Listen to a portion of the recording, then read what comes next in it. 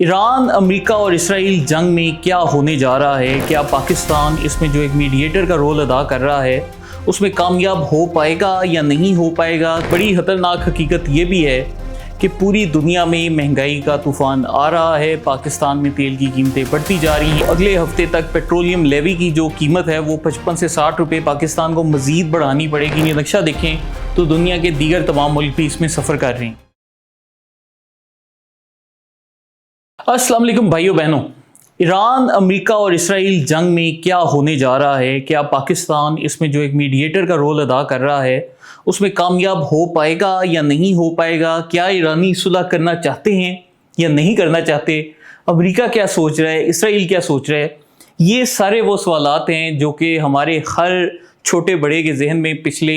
1 से 1.5 महीने में तैर रहे हैं। और इन्हीं सवालों के साथ एक बड़ी खतरनाक हकीकत ये भी है कि पूरी दुनिया में महंगाई का तूफान आ रहा है। पाकिस्तान में तेल की कीमतें बढ़ती जा रही हैं। अभी आज की भी अगर हम ताज़ा खबरों पर गौर करें तो अगले हफ्ते तक पेट्रोलियम लेवी की जो कीमत है वो 55 से 60 रुपये पाकिस्तान को मज़ीद बढ़ानी पड़ेगी, जिसका बोझ अवाम के ऊपर आएगा। लेकिन ये पाकिस्तान अकेला नहीं जो कि सफ़र कर रहे हैं। अगर हम ये नक्शा देखें तो दुनिया के दीगर तमाम मुल्क भी इसमें सफ़र कर रहे हैं। तो आज की ये जो वीडियो है थोड़ी लंबी होने वाली है, लेकिन हम इस वीडियो में तफसील के साथ जायज़ा लेंगे कि इस जंग में जितने भी मुल्क हैं जो अपना किरदार अदा कर रहे हैं वो उनका किरदार कैसा है, वो क्यों ये किरदार अदा कर रहे हैं, और हम ये प्रेडिक्ट भी कर सकें कि आगे आने वाले दौर में क्या होने वाला है। तो ये वीडियो ज़रा लंबी होने वाली है, तो मुझे इसमें आपका सब्र भी दरकार है। और मैं ये भी चाहता हूँ कि जितनी भी इंफॉर्मेशन मैं आपको इस वीडियो में दे रहा हूँ, इससे पहले मैंने इस जंग के पूरे मौजू को अवॉइड किया। आपने देखा होगा कि गालबन इसके ऊपर मेरी इतनी वीडियोज़ नहीं आई, और वो इसीलिए नहीं आई क्योंकि मैं समझने की कोशिश कर रहा था कि पूरी जंग का मामला जा किधर रहा है। क्योंकि ऐसी कंफ्यूजिंग जंग है कि आप देखते हैं कि जी ईरान के ऊपर आकर मिसाइल गिर रहे हैं, ईरान आगे से 12 मुल्कों के ऊपर मिसाइल फेंक रहा है, तो एक अजीबो गरीब सा जो से सूरत हाल बनी। तो आज हम इस पूरी चीज़ को स्ट्रक्चर बाय स्ट्रक्चर समझेंगे और इस वीडियो के आखिर में हम एक कंक्लूजन पर भी पहुँचने की कोशिश करेंगे कि ये जंग जा किधर रही है। तो मैंने इस पूरी वीडियो को बनाने के लिए मैं बताता चलूँ आपको कि चीन के जो प्रोफेसर जांग हैं, आजकल उनकी वीडियोस काफ़ी वायरल हो रही हैं, लेकिन नेट के ऊपर उनकी आधे से ज़्यादा जो वीडियोस होती हैं वो AI जनरेटेड होती हैं। लेकिन उनकी जो स्ट्रेटजी है उसको हम खुद अपने दायरे अमल में लेके आएंगे ताकि हम इस पूरी बात को समझ सकें। अब देखिए दोस्तों, दुनिया में जितनी भी ग्लोबल वार्स होती हैं उनमें सबसे पहले हमने प्राइमरी एक्टर्स को आइडेंटिफाई करना है कि इस जंग में कौन कौन से एक्टर्स हैं, उन एक्टर्स के हुक्मरान कौन हैं, और वो जो हुक्मरान हैं उनके साथ जो उनकी एस्टेब्लिशमेंट है वो क्या सोच रही है, उस मुल्क के अपने जो स्ट्रेटेजिक मुफादात हैं वो क्या हैं, तो ही हम समझ सकते हैं कि जंग किस जानिब जा रही है। तो अभी तक तो ये जो जंग है मेरे ख्याल से दुनिया की सबसे कंफ्यूज जंग है, क्योंकि इसमें हमें समझ नहीं आता कि एक जानिब हम इस चीज़ को बहुत सिंप्लीफाई कर देते हैं कि जी एक ईरान है, वो चूँकि एक मुसलमान मुल्क है, पाकिस्तान का हमसाया है, तो ये हक पर है, और ऑब्वियसली वो इसराइल से लड़ रहा है तो इसलिए तो वो हक पर है ही है। लेकिन इसके पीछे भी कई ज़्यादा लेयर्स होती हैं जंग की। आज हम उनको बारी बारी समझने की कोशिश करेंगे और फिर शायद हमें ये मसला हल हो जाए कि ये जो स्ट्रेट ऑफ हॉर्मुज़ है ये क्यों नहीं खुल रही है, जो एक बारीक सा नुक्ता आपको नज़र आ रहा है ये क्यों नहीं खुलवाया जा रहा। तो अब हम इस वीडियो में सीक्वेंस वाइज चलते हैं, और यहाँ पर हमारे जो 3 प्लेयर्स हैं जो कि मेन इस पूरी जंग में किरदार अदा कर रहे हैं, नंबर 1 आपके सामने अमेरिका आ जाता है, नंबर 2 आपके सामने इसराइल आ जाता है, ये छोटा सा एक नुक्ता मैंने बनाया हुआ है, और नंबर 3 पर हमारे सामने ईरान आ जाता है। अब ये जो तीनों प्लेयर्स हैं, सबसे पहले जब भी हमने इन मुल्कों के मुफादात का और इन मुल्कों के ख्यालात का तजिया करना है तो सबसे इंपॉर्टेंट क्या है कि हम पहले इनकी लीडरशिप को समझने की कोशिश करें, क्योंकि उसके बगैर हम कहीं भी नहीं जा सकते। तो अमेरिका, जैसा कि आपको पता है कि यहाँ पर जमहूरियत है और इनका जो हुक्मरान है उसका नाम है डोनाल्ड ट्रंप। अब ट्रंप के ऊपर अगर हम गौर करें तो हमें एक चीज़ नज़र आती है कि ट्रंप भी जिस तरह पाकिस्तान के साबका वज़ीर-ए-आज़म इमरान खान साहब थे, उसी तरह नार्सिसिस्टिक पर्सनैलिटी डिसऑर्डर का शिकार है। अमेरिका के बड़े बड़े जो माहिर नफ्सियात हैं उनकी ऑनलाइन आपको रिपोर्ट्स मिल जाएंगी, उसमें वो बताएंगे कि ये बंदा नरगिसियत का शिकार है। अब वो लोग जो कि नार्सिसिस्टिक पर्सनैलिटी डिसऑर्डर के होते हैं उनमें 2 क्लासिक ट्रेट्स पाए जाते हैं। नंबर 1 ये कि वो चाहते हैं कि पूरी दुनिया मुझे पूजे, पूरी दुनिया मुझे अपना मसीहा समझे। लेकिन नंबर 2 ये है कि ये लोग जो से हैं बहुत शातिर और बहुत तेज़ होते हैं। तो ایک ان میں ہوتا ہے جی مسایا کمپلیکس کہ میں جی پوری دنیا کو بچا رہا ہوں, مجھے نوبل پرائز ملنا چاہیے. آپ نے اس طرح کی باتیں 1000 دفعہ سنی ہوں گی. ایسی ہی چیزیں پاکستان میں بھی ایک ڈونلڈ ٹرمپ کی فوٹو کاپی ہے, اس سے بھی آپ سنتے ہیں. لیکن جو دوسری چیز, یوتھی بھائیوں سے میں کہنا چاہتا ہوں ویڈیو چھوڑ کے نہیں بھاگنا, آپ کو سیکھنے کو ملے گا, ویسے تانے برداشت کریں. دوسری چیز جو سی ہے وہ کیا ہے کہ یہ لوگ بہت کلیور ہوتے ہیں, لیکن یہ دنیا کو اپنا تاثر ایسے دیتے ہیں کہ ہم بہت بیوقوف ہیں, ہم گگو گھوڑے ہیں, ہمیں کچھ نہیں پتا. تو جب آپ ڈونلڈ ٹرمپ جیسے کریچر کے ساتھ ڈیل کرتے ہیں تو آپ کو جہاں پر اس بندے کو خوش کرنے کا ایک طریقہ آتا ہے کہ ہم اس بندے کی تعریف کریں گے تو یہ بندہ خوش ہو جائے گا. اور آپ نے دیکھا بھی کہ پاکستان کی جو ہماری قیادت ہے, جو ہمارے وزیر اعظم نے ایک دفعہ ایک تقریر کی تھی بڑے عالمی لیڈروں کے سامنے اور ٹرمپ کی تعریفیں کی تھیں, تو آپ نے دیکھا کہ اس کا ٹرمپ کے اوپر کیا اثر ہوا, کیسے وہ خوش ہوا. کیونکہ پاکستان نے ایک ڈونلڈ ٹرمپ جیسی شخصیت سے ڈیل کر کے کم از کم یہ چیز سیکھ لی تھی کہ ایسے لوگوں کو خوش کیسے کرنا ہے, ان کو رام کیسے کرنا ہے. تو پاکستان کا اس معاملے پہ کافی ایکسپیرینس تھا اور یہ ایک پی ٹی آئی کا ہمیں فائدہ ہوا ہے, میں اسے انکار نہیں کروں گا. لیکن دوسری چیز یہ ہے کہ یہ لوگ انتہائی شاطر ہوتے ہیں. اب انتہائی شاطر ہونے کا کیا مطلب ہے کہ ڈونلڈ ٹرمپ ایران کے اوپر حملہ کرتا ہے, لیکن جو اس کے سپورٹر ہیں یا جو عالمی دنیا ہے جس میں میں بھی شامل ہوں, شاید آپ بھی شامل ہیں, ہم لوگ اپنی ذہنوں میں یہ بنا لیتے ہیں کہ جی ٹرمپ جون سا ہے وہ ایپسٹین فائل سے بلیک میل ہو گیا, تو اس کا مطلب یہ ہے کہ پھر ٹرمپ کا تو قصور نہیں, وہ تو بیچارہ بلیک میل ہو رہا ہے, وہ تو گگو گھوڑا تھا. اور پھر اسی طرح ہی ہم لوگ اپنے ذہنوں میں یہ بھی بنا لیتے ہیں کہ امریکہ کے اوپر چونکہ اسرائیل کا بڑا اثر و رسوخ ہے, تو اس اثر و رسوخ کی وجہ سے ڈونلڈ ٹرمپ جو فیصلے کر رہا ہے وہ کر رہا ہے, ورنہ ڈونلڈ ٹرمپ نے یہ فیصلے نہیں کرنے تھے. تو یہاں پر جو ہمارے سامنے ایک پہلی تھیوری آ جاتی ہے وہ آ جاتی ہے کہ امریکہ یہ پوری جنگ اس لیے کر رہا ہے کیونکہ وہ اسرائیل کو اپیز کرنا چاہتا ہے یا اسرائیلی لابیوں کے ہاتھوں وہ مجبور ہو چکا ہے. اور بالکل اس پوری تھیوری کے حق میں ہمارے سامنے کافی سارے ثبوت بھی آ جاتے ہیں, کافی ساری دلیلیں بھی آ جاتی ہیں. ایپسٹین فائلز بھی اپنی جگہ موجود ہیں, جیفری ایپسٹین کا موساد سے رابطہ بھی اپنی جگہ موجود ہے, کیسے ڈونلڈ ٹرمپ اس سے پھرتا تھا یہ بھی موجود ہے. لیکن یہاں پر ایک سوچنے کی بات یہ ہے کہ اگر یہ بندہ اتنا بڑا گگو گھوڑا ہے جس کو کوئی بھی بیوقوف بنا سکتا ہے, تو پھر امریکہ کی جو سی آئی اے ہے, جو ان کی ڈیپ سٹیٹ ہے, جو ان کی اسٹیبلشمنٹ ہے, وہ سارے کے سارے ڈونلڈ ٹرمپ کو ریزسٹ کیوں نہیں کر رہے؟ کیونکہ پھر اصولی طور پر تو سی آئی اے وغیرہ کو ٹرمپ کے مسئلے کو حل کرنے کے لیے ان کے پاس 1000 سولوشنز. ماضی میں آپ کو پتہ ہے کہ امریکہ کے ایک جو صدر تھے کینیڈی, ان کو باقاعدہ اسیسینیٹ کروایا گیا, اور کہا جاتا ہے کہ اس میں امریکی ایجنسیوں کا کافی رول تھا یا کوئی نہ کوئی ان کی بیچ میں انوالومنٹ تھی. تو جہاں پر بھی امریکی ڈیپ سٹیٹ کو لگتا ہے کہ ہمارا کوئی بھی صدر ہمارے ملکی مفادات کو نقصان پہنچا رہا ہے, وہاں پر وہ اس بندے کو ٹارگٹ کرتے ہیں یا اس کو سائڈ پہ کر دیتے ہیں. اور یہاں پر ہمیں یہ نظر آ رہا ہے کہ ٹرمپ حملے پہ حملے کرتا جا رہا ہے, اور یہاں پر امریکی جو ڈیپ سٹیٹ ہے اس کی ایک بڑی پراسرار قسم کی خاموشی ہے. کئی دفعہ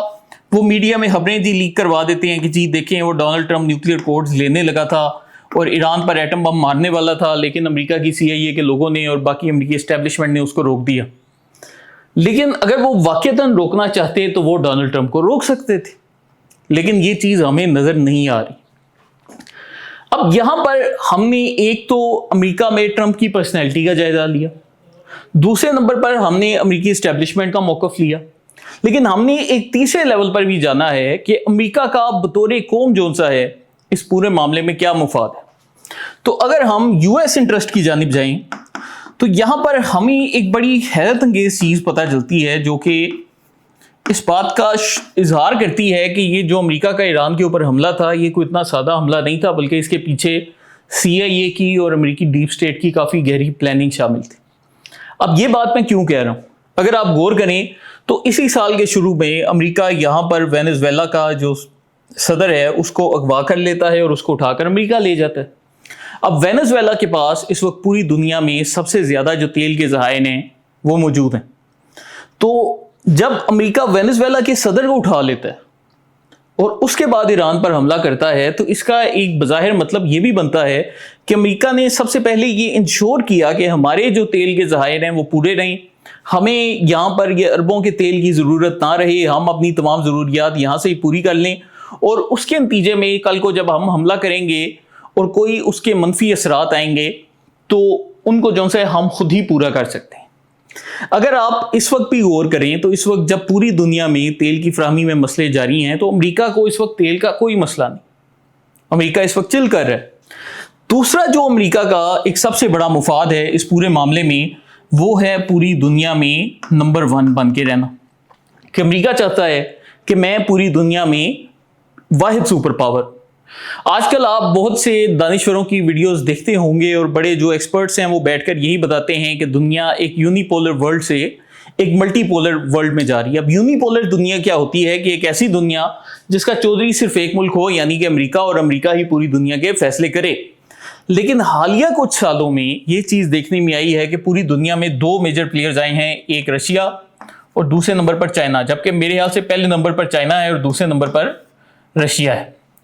اور ان کے ہوتے ہوئے یہ کہا جا رہا ہے کہ دنیا میں وہ جو امریکہ کا ایک عالمی تسلط قائم تھا اور امریکہ کہتا تھا کہ میں ہی دنیا کا چودھری ہوں، وہ چیز آہستہ آہستہ آہستہ ختم ہوتی جا رہی۔ تو یہ امریکہ کا بطور قوم جو انٹرسٹ ہے وہ یہ ہے۔ تو یہاں پر ہمارے سامنے امریکہ کی جانب سے 3 بنیادی موقف آ چکے ہیں۔ سب سے پہلے یہ کہ ٹرمپ خود کو مسیحا سمجھتا ہے، اور ٹرمپ چالاک بھی بہت ہے، وہ اتنا بیوقوف نہیں جس طرح ہمیں دکھایا جاتا ہے۔ وہ یہ جتنی بھی حرکتیں کرتا ہے کہ جی انڈیا کے 6 جہاز گر گئے، 7 جہاز گر گئے، 11 جہاز گر گئے، 12 جہاز گر گئے، بنیادی طور پر ان حرکتوں کا مقصد یہ ہوتا ہے کہ عام لوگوں کو تاثر دیا جائے کہ میں بڑا بیوقوف آدمی ہوں، مجھے ڈیٹس یاد نہیں رہتی، مجھے جہاز یاد نہیں رہتے، کبھی وہ ڈانس شروع کر دیتا ہے۔ لیکن آپ اگر اپنے معاشرے میں غور کریں، آپ کے سامنے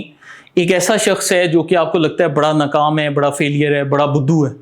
اور اچانک ہی وہ کوئی چیز اچیو کر لیتا ہے، وہ کوئی بڑی کامیابی کسی چیز میں حاصل کر لیتا ہے، تو آپ اس کی عام آدمی سے زیادہ بڑھ کے تعریف کرتے ہیں۔ آپ کہتے ہیں کہ یار یہ دیکھو کتنا بیوقوف تھا، یا یہ بندہ کتنا غریب تھا، اچانک اتنا امیر ہو گیا،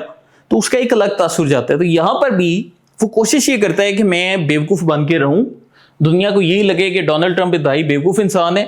لیکن میں پھر کچھ ایسے کارنامے کر دکھاؤں جس کی وجہ سے دنیا مجھے مسیحا سمجھنا شروع کر دے۔ اب مسیحا کا مطلب لٹرل مسیحا نہیں، اس کا مطلب وہ مسیحا ہے کہ میں پوری دنیا کو بچاتا ہوں، میں پوری دنیا کی مدد کرتا ہوں، مجھے نوبل پرائز ملنا چاہیے۔ اب یہاں پر ہمارے سامنے پھر دوسرا ملک آ جاتا ہے جو کہ اس پورے فساد میں نمبر 1 ہے، اور کہا جاتا ہے کہ اس ملک نے اس پورے فساد میں سب سے پرائمری رول ادا کیا، اور اس ملک کا نام جو ہے صہیونی ریاست اسرائیل ہے، جس کو ہم بطور ملک بھی تسلیم نہیں کرتے۔ اب یہاں پر ہمیں اسرائیل کی جانب سے حالیہ کچھ عرصے میں 3 قسم کے ٹرینڈز جو سے دیکھنے میں آ رہے ہیں، جن میں سب سے پہلا یہ ہے کہ ان کے ہمسائے میں جتنے بھی ملک ہیں وہ ان ساروں کے اوپر باری باری حملہ کرتا جا رہا ہے۔ غزہ کے مسلمانوں کے اوپر باقاعدہ وہ ظلم کر رہا تھا، اور ہم نے ایک یہ چیز بھی دیکھی کہ جس طریقے سے وہ غزہ میں باقاعدہ جینوسائیڈ کر کے قبضہ کرنا چاہتا تھا، جب سے یہ پیس ایکارڈز ہوئے ہیں اس کے بعد سے اسرائیل کو غزہ کے اوپر اس طریقے سے حملہ کرنے کا موقع نہیں ملا۔ پھر اس نے کیا کیا کہ اس نے اپنی ڈومین بڑھا دی، کبھی کویت کے اوپر میزائل پھینک دیا، کبھی قطر پہ پھینک دیا، کبھی لبنان میں میزائل پھینکنے لگ پڑا، ایران سے اس نے 8 مہینے پہلے جنگ کی، اب دوبارہ جنگ کرنے لگ پڑا۔ تو اسرائیل جو سا ہے وہ پورے خطے میں بدامنی چاہتا ہے۔ تو یہ اسرائیل کا بطور ریاست جو سا ہے ہمارے سامنے ایک پرائمری انٹرسٹ آ گیا ہے کہ اسرائیل یہاں پر انارکی چاہتا ہے۔ اب بدامنی کا فائدہ کیا ہوگا؟ اس کا جو بنیادی مقصد ہے وہ اسرائیل کی جو روٹس ہیں ان کے اوپر بات کرنا ہے۔ اب اسرائیل کی جڑیں کیا ہیں کہ اسرائیل کی جتنی بھی یہ جعلی ریاست ہے اس کو بنانے کے پیچھے جو ان کا ایک بنیادی مقصد تھا وہ یہ تھا کہ 3000 سال پہلے ہمیں، اب جو ان کے حضرت موسیٰ علیہ السلام کے متعلق ایک خیالات ہیں، اب ہم بطور مسلمانوں سے اتفاق نہیں کرتے، لیکن میں یہ آپ کو ان کے خیالات بتا رہا ہوں کہ وہ کہتے ہیں کہ جی ایک پیشن گوئی کی گئی تھی کہ ہم اپنے اس علاقے میں جس کو ماضی میں کنعان کہا جاتا تھا یہاں پر واپس آئیں گے، اور جب ہم یہاں پر واپس آئیں گے تو ہماری ایک حکومت قائم ہوگی جو کہ تا قیامت پوری دنیا تک قائم رہے گی۔ یہ ان کا نظریہ ہے۔ تو وہ اس علاقے میں کوئی اس نیت سے نہیں آئے کہ انہوں نے 30-40 سال بیٹھنا ہے۔ ان کی سوچ یہی ہے کہ اگر ہم یہاں پر سائیڈ والے جتنے ممالک ہیں ان کو آہستہ آہستہ آہستہ کمزور کرتے جائیں تو الٹیمیٹلی ہم ایک ایسی سٹیج پر پہنچ جائیں گے جہاں پر ہمارا پوری دنیا کے اوپر جو سا ایک راج ہوگا اور ہم ساری چیزوں کو اچیو کر لیں گے۔ اب اس معاملے میں آبویسلی اسرائیل کے سامنے جو ایک سب سے بڑی دیوار ہے وہ ایران ہے۔ اب وہ کیوں ہے، اس سوال کا جواب ہم یہاں پر پینڈنگ چھوڑ دیتے ہیں، تھوڑی دیر بعد میں آپ کو تفصیل کے ساتھ سمجھاؤں گا کہ ایران ان کے لیے مسئلہ کیوں بنا ہوا ہے۔ لیکن یہاں پر ہمیں اسرائیل کا جو وزیر اعظم ہے نتن یاہو، اس کے اوپر بھی بات کرنے کی ضرورت ہے کہ یہ کیا مخلوق ہے اور یہ کیوں اس طرح کی حرکتیں کر رہی ہے، جس طرح ہم نے ڈونلڈ ٹرمپ کی پرسنالٹی کو जज करने की कोशिश की। अब ये जो नेतन्याहू है, इसका इस वक्त सबसे बड़ा मसला ये है कि जिस तरह अरब ममालिक में एक बड़े लंबे अरसे तक बादशाहत कायम रहती है, तो हमने ये देखा है कि अरब स्प्रिंग भी आया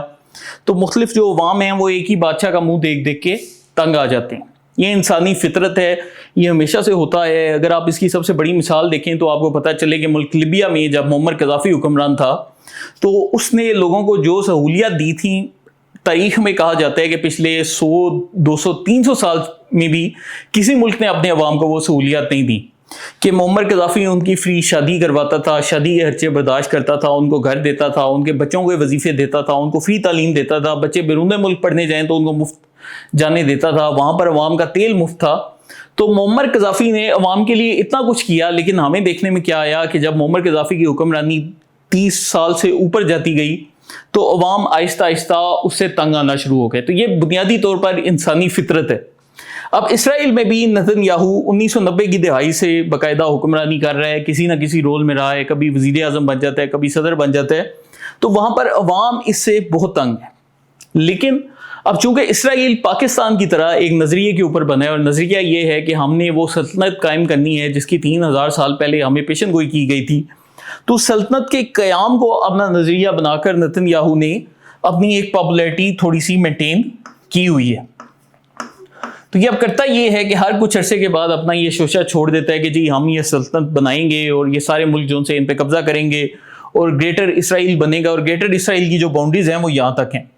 अब यहाँ पर मैं आपको एक और सेहूनी कॉन्सेप्ट बताने जा रहा हूँ, गॉग और मैगॉग का, जो कि हमारे इस्लाम में जिसे हम याजूज और माजूज कहते हैं, और हम कहते हैं कि हज़रत ज़ुल्करनैन अलैहिस्सलाम ने एक दीवार कायम की थी और इस दीवार का मकसद याजूज माजूज को निकलने से रोकना था। वही याजूज माजूज सेहूनियों की भी किताबों में मौजूद हैं, लेकिन उन्होंने इस पूरे कॉन्सेप्ट को एक अलहदा रंग दिया हुआ है। इनके मुताबिक याजूज माजूज की जो कौमें हैं उनमें ईरान भी याजूज माजूज का ही कबीला है। तो ये इनकी जो सी एक अपनी जो किताबें हैं उनमें ये ईरानियों को बतौर याजूज माजूज देखते हैं। तो इनकी किताबों में एक पेशन गोई ये भी है कि आपने याजूज माजूज को हराना है। तो उस पेशन गोई के तहत जो सा है इसकी एक हिस्टोरिकल रूट्स भी निकलती हैं कि इसराइल ये जितनी भी हरकतें कर रहा है इसके पीछे कुछ इनकी तारीखी किताबों का भी फैक्टर आ जाता है। तो ये वो 3 वजूहात हैं जिसके तहत इसराइल जो सा है ये पूरी हरकतें कर रहा है। अब यहाँ पर एक फैक्टर को मजीद थोड़ा सा एक्सप्लेन करने की ज़रूरत है कि अनारकी वाला, कि इसराइल इस पूरे हित्ते में अनारकी क्यों चाहता है। तो यहाँ पर जितने भी आपको मुसलमान मुल्क नज़र आ रहे हैं, आपको ये भी एक चीज़ नज़र आ रही है कि बाकायदा इन मुसलमान मुल्कों में से कोई भी ऐसा मुल्क नहीं जो कि बज़ाहिर इसराइल को रोक सके। अब जैसे सऊदी अरब है तो वो भी देखा कि माजी में इसराइल से जंगें कर चुका है। बाकी ये जो गल्फ़ के मालिक हैं, ओमान हो गया, जॉर्डन हो गया, सीरिया हो गया, ये सारे माजी में 1-2 मरतबा इसराइल से लड़ चुके हैं और उसमें इन सबको शिकस्त हुई थी। तो ये तमाम ममालिक जो से दिल हार चुके हैं। इस वक्त ईरान एक वाहिद मुल्क है जो कि थोड़ा सा दिल गुर्दा रखता है और इसराइल को बाकायदा बार बार चैलेंज कर रहा है। और उसके साथ दूसरा मुल्क जो कि इनको चैलेंज करता है वो पाकिस्तान है। और इस पर मुझे पता है कि हमारे PTI के दोस्तों को बड़ी आग लगनी है बात सुन के, लेकिन आपको मेरा चैलेंज है कि आप पाकिस्तान की जो सबसे एक अहम कॉन्फ्रेंस होती है उसको कोर कमांडर्स कॉन्फ्रेंस कहा जाता है, उसके पिछले 10, 15, 20, 30, 40 सालों के आप एलामिये निकाल कर देख लें तो पाकिस्तान में बाकायदा कोर कमांडर्स कॉन्फ्रेंस के हर एलामिये में एक फ़िक्रा होता है जिसमें कश्मीर और फ़लस्तीन के मुसलमानों के हक़ की बात की जाती है और ये चीज़ें इसराइल को काबिल कबूल नहीं। तो यहाँ पर इसराइल का जो इस पूरी जंग में हमें बतौर रियासत एक ग्रेटर एजेंडा नज़र आता है वो क्या है कि किसी तरीके से ये सारे मुसलमान मुल्क आपस में लड़ें, यहाँ पर अनारकी हो, फितना फसाद फैले, ये जो अरब रियासतों का इस्तेहकाम है वो भी आहिस्ता आहिस्ता ख़त्म हो। अगर अमेरिका के अड्डे यहाँ से उठ जाएं तो भी इसराइल को बड़ा फ़ायदा है कि अगर अमेरिकी अड्डे उठ जाते हैं तो अभी तो चलें, अमेरिका ने सऊदी अरब की एक ली हुई है, हिफाजत की जिम्मेदारी ली है, अमेरिका ने जॉर्डन की हिफाजत की जिम्मेदारी ली है, बाकी मालिक की, कुवैत की, कतर की जिम्मेदारी ली है। लेकिन अगर अमेरिका यहाँ से उठ के चला जाता है तो कल को अमेरिका की रिस्पॉन्सिबिलिटी ख़त्म हो जाती है। अब यहाँ पर ये एक अलहदा बहस है हमारे सामने कि अगर इसराइल इन मालिक पे हमला करता है तो अमेरिका उसको रोकेगा या नहीं रोकेगा, वो एक सेपरेट डिस्कशन है। हो सकता है वो रोके, हो सकता है ना रोके, ज़्यादा चांस यही है कि वो नहीं रोकेगा। लेकिन अगर अमेरिका खुद ही उन बेसिस से उठ के चला जाता है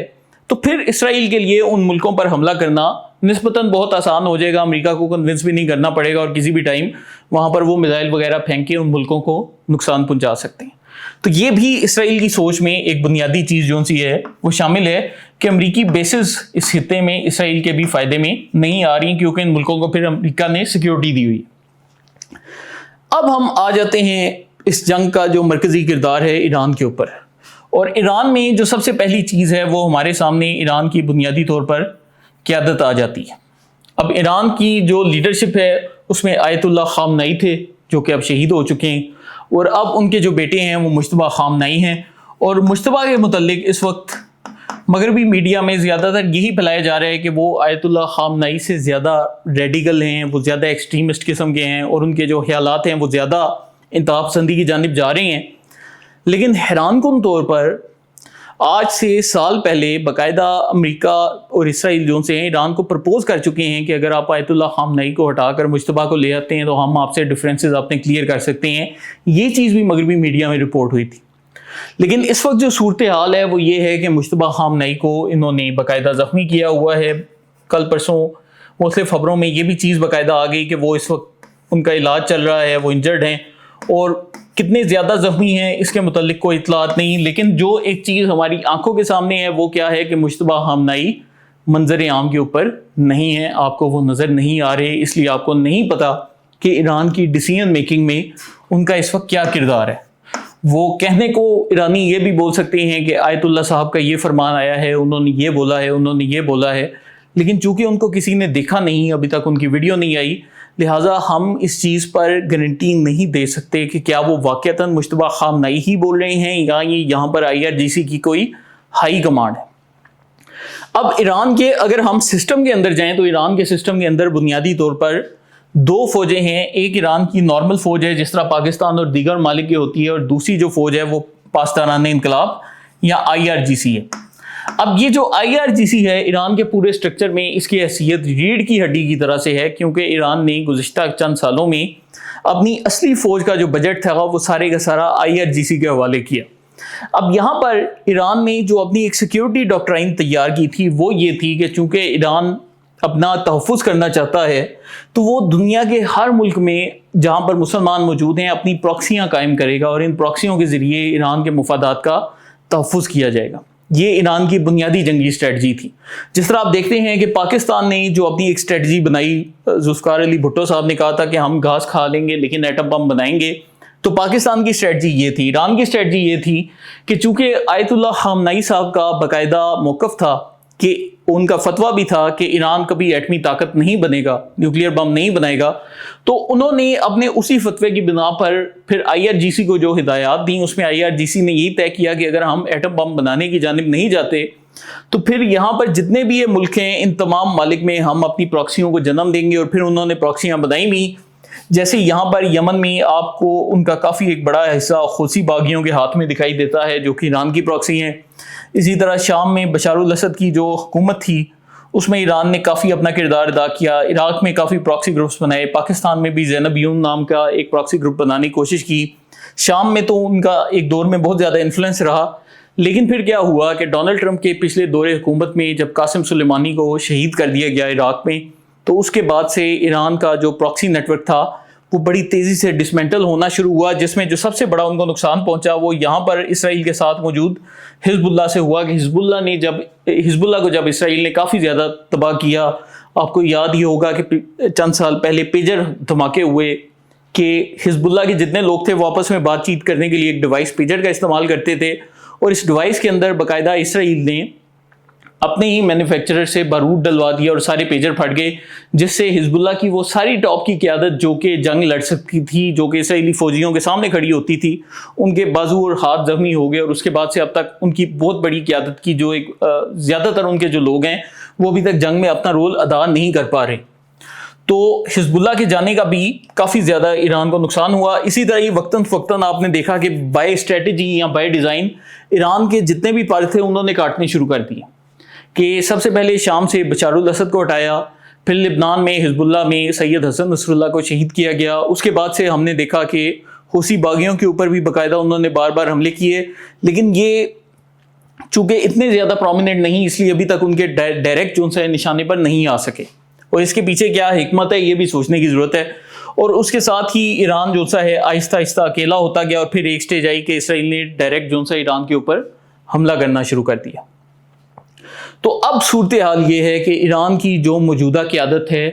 اس کے خیالات کے متعلق ہم نہیں بتا سکتے۔ جس طرح ہم نے یہاں پر ڈونلڈ ٹرمپ کے خیالات کو پکڑا، نتن یاہو کے خیالات کو پکڑا، ہم مشتبہ خامنئی صاحب کے خیالات کے متعلق کچھ نہیں جانتے، لیکن بطور انسان ہم ایک یہ اپنے ذہن میں مفروضہ ضرور بنا سکتے ہیں کہ چونکہ ان کی بیگم شہید ہوئی، ان کی بچی شہید ہوئی، تو وہ کافی غصے میں ہیں اور وہ اپنا بدلہ لینا چاہتے ہیں۔ تو یہ ہمارے سامنے ایک فیکٹر آ جاتا ہے۔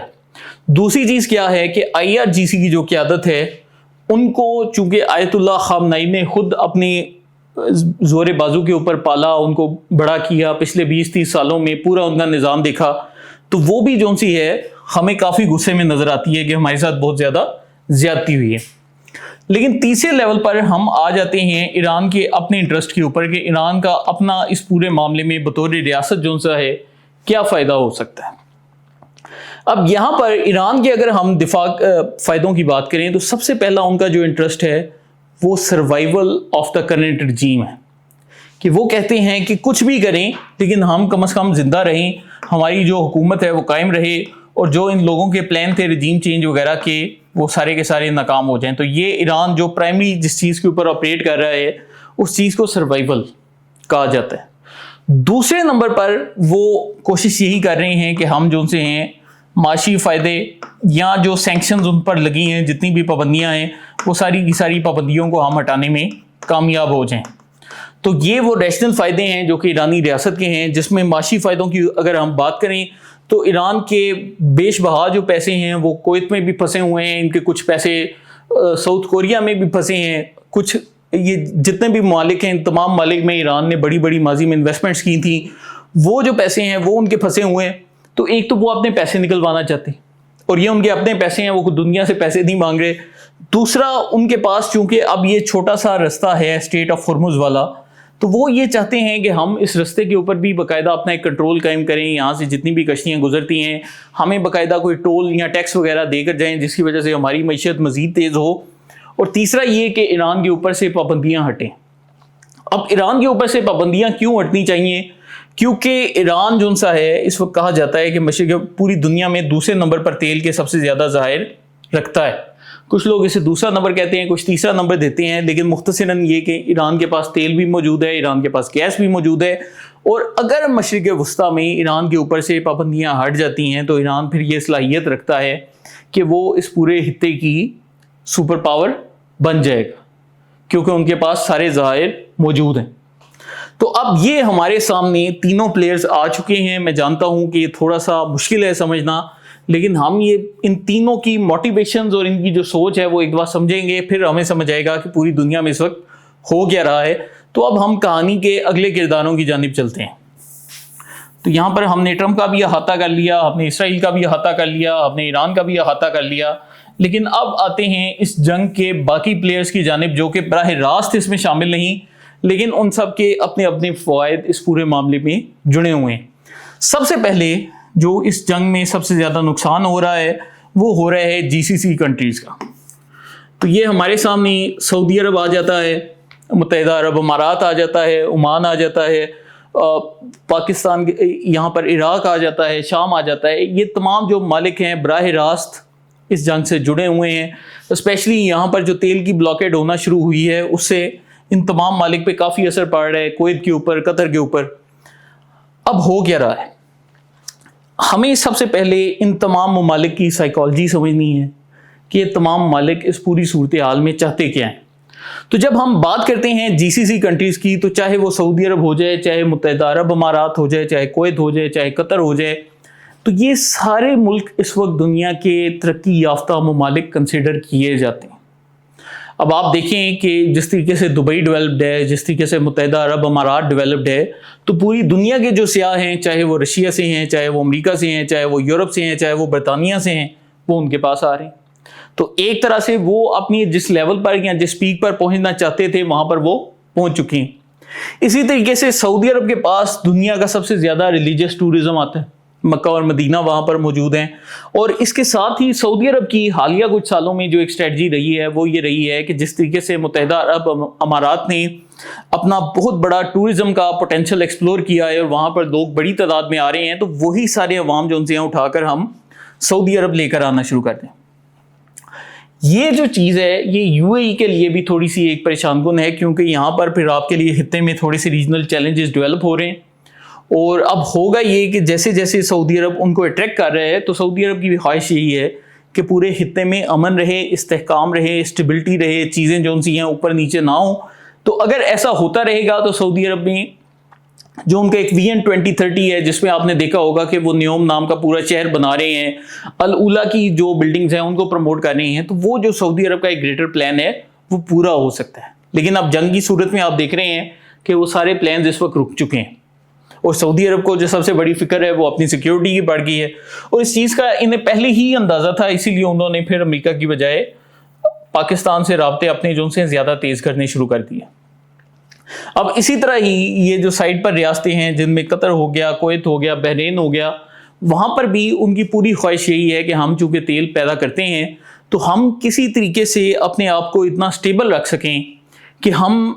اپنے تیل کی ایکسپورٹ کرتے نہیں, ہمارے پاس عالمی پیسہ آتا رہے اور ہم لوگ جو جس لائف سٹائل کے اوپر اپنی زندگیاں گزار رہے تھے اسی لائف سٹائل میں گزاریں.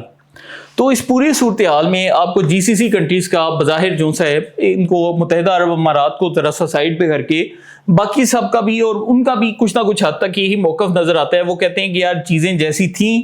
ویسی ہو جائیں, جس طریقے سے پہلے اسٹیٹس کو تھا ویسے ہی قائم رہے, ہمارے ساتھ کوئی اتنے زیادہ مسئلے مسائل نہ ہوں, ہمیں جنگوں میں نہ پڑنا پڑے, ہمارے پاس پہلے ہی پیسے آ رہے ہیں تو ہم جتنا سکون میں رہیں گے اتنا ہی ہمارے حق میں بہتر ہوگا. تو یہ ان کا موقف آ گیا. لیکن اب مسئلہ کیا ہے کہ ایران نے یہاں پر اسٹریٹ آف ہارمز کو بند کر دیا ہے, جس کی وجہ سے ان کی تیل کی جتنی بھی ترسیلات ہیں وہ ساری کی ساری رک چکی ہیں, اور اس کے ساتھ ہی ان کا جو ایک اسٹیٹس کو قائم رکھنے کا خواب تھا یا خواہش تھی کہ ہمارے پاس پیسے آتے رہیں, دنیا ہمیں پیسے دیتی رہے, ہم تیل بیچتے رہیں, ہم بڑی بڑی عمارات بناتے رہیں, وہ سارے کا سارا کہیں نہ کہیں رستے میں رک چکا ہے. تو یہ جتنے بھی ملک ہیں ان کی اس وقت جو سب سے بڑی خواہش ہے وہ کیا ہے کہ ماضی کا اسٹیٹس کو بحال ہو جائے, جس طریقے سے چیزیں جنگ سے پہلے تھیں اسی سٹیج پر چلی جائیں اور ہمیں جنگ نہ لڑنا پڑے. لیکن اب جب سے ایران یہ سب بند کر رہا ہے تو آہستہ آہستہ ان ملکوں کے صبر کا پیمانہ بھی لبریز ہوتا جا رہا ہے. اس کی میں آپ کے سامنے ایک مثال رکھوں گا. میں جانتا ہوں ہمارے بہت سے دوستوں کو یہ بات چبھے گی, لیکن آپ تصور کریں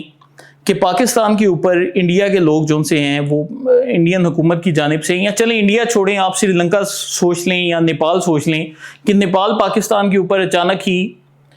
میزائل پھینکنا شروع کر دیتا ہے اور پاکستان کے اوپر 2000 نیپالی میزائل آ کر گر رہے ہیں, پاکستان ان کو انٹرسیپٹ کر رہا ہے, کوئی پاکستان کے اتنا خاص نقصان نہیں ہو رہا. لیکن ہماری جو عوام ہے وہ جب پوچھے گی کہ نیپال ہمیں کیوں میزائل مار رہا ہے تو نیپالی کہیں گے کہ پاکستان جو سا ہے وہ اس نے چونکہ ہمارا ایک دشمن ملک ہے برما, کہ پاکستان نے برما کی ایمبیسیوں کو جگہ دی ہے, برما کی جو فوج ہے وہ پاکستان میں آتی جاتی رہتی ہے, اس لیے پاکستان برما کا اتحادی ہے, لہٰذا ہمیں پاکستان کے اوپر میزائل مارنے چاہیے. اب یہ ایک ہائپوتھیٹیکل سینیریو ہے, لیکن آپ بطور عوام ذرا ان کی ذہنیت کے اوپر غور کریں کہ اس وقت پاکستانی عوام اگر دیکھیں گے نیپال ہمیں میزائل مار رہا ہے برما سے دوستی کی وجہ سے, تو ہم کیا کریں گے؟ تو ہماری عوام کا تو یہی دل کرے گا کہ ہم بھی اٹھ کے میزائل ماریں اور نیپال کو تباہ کر دیں اور بھسم کر دیں.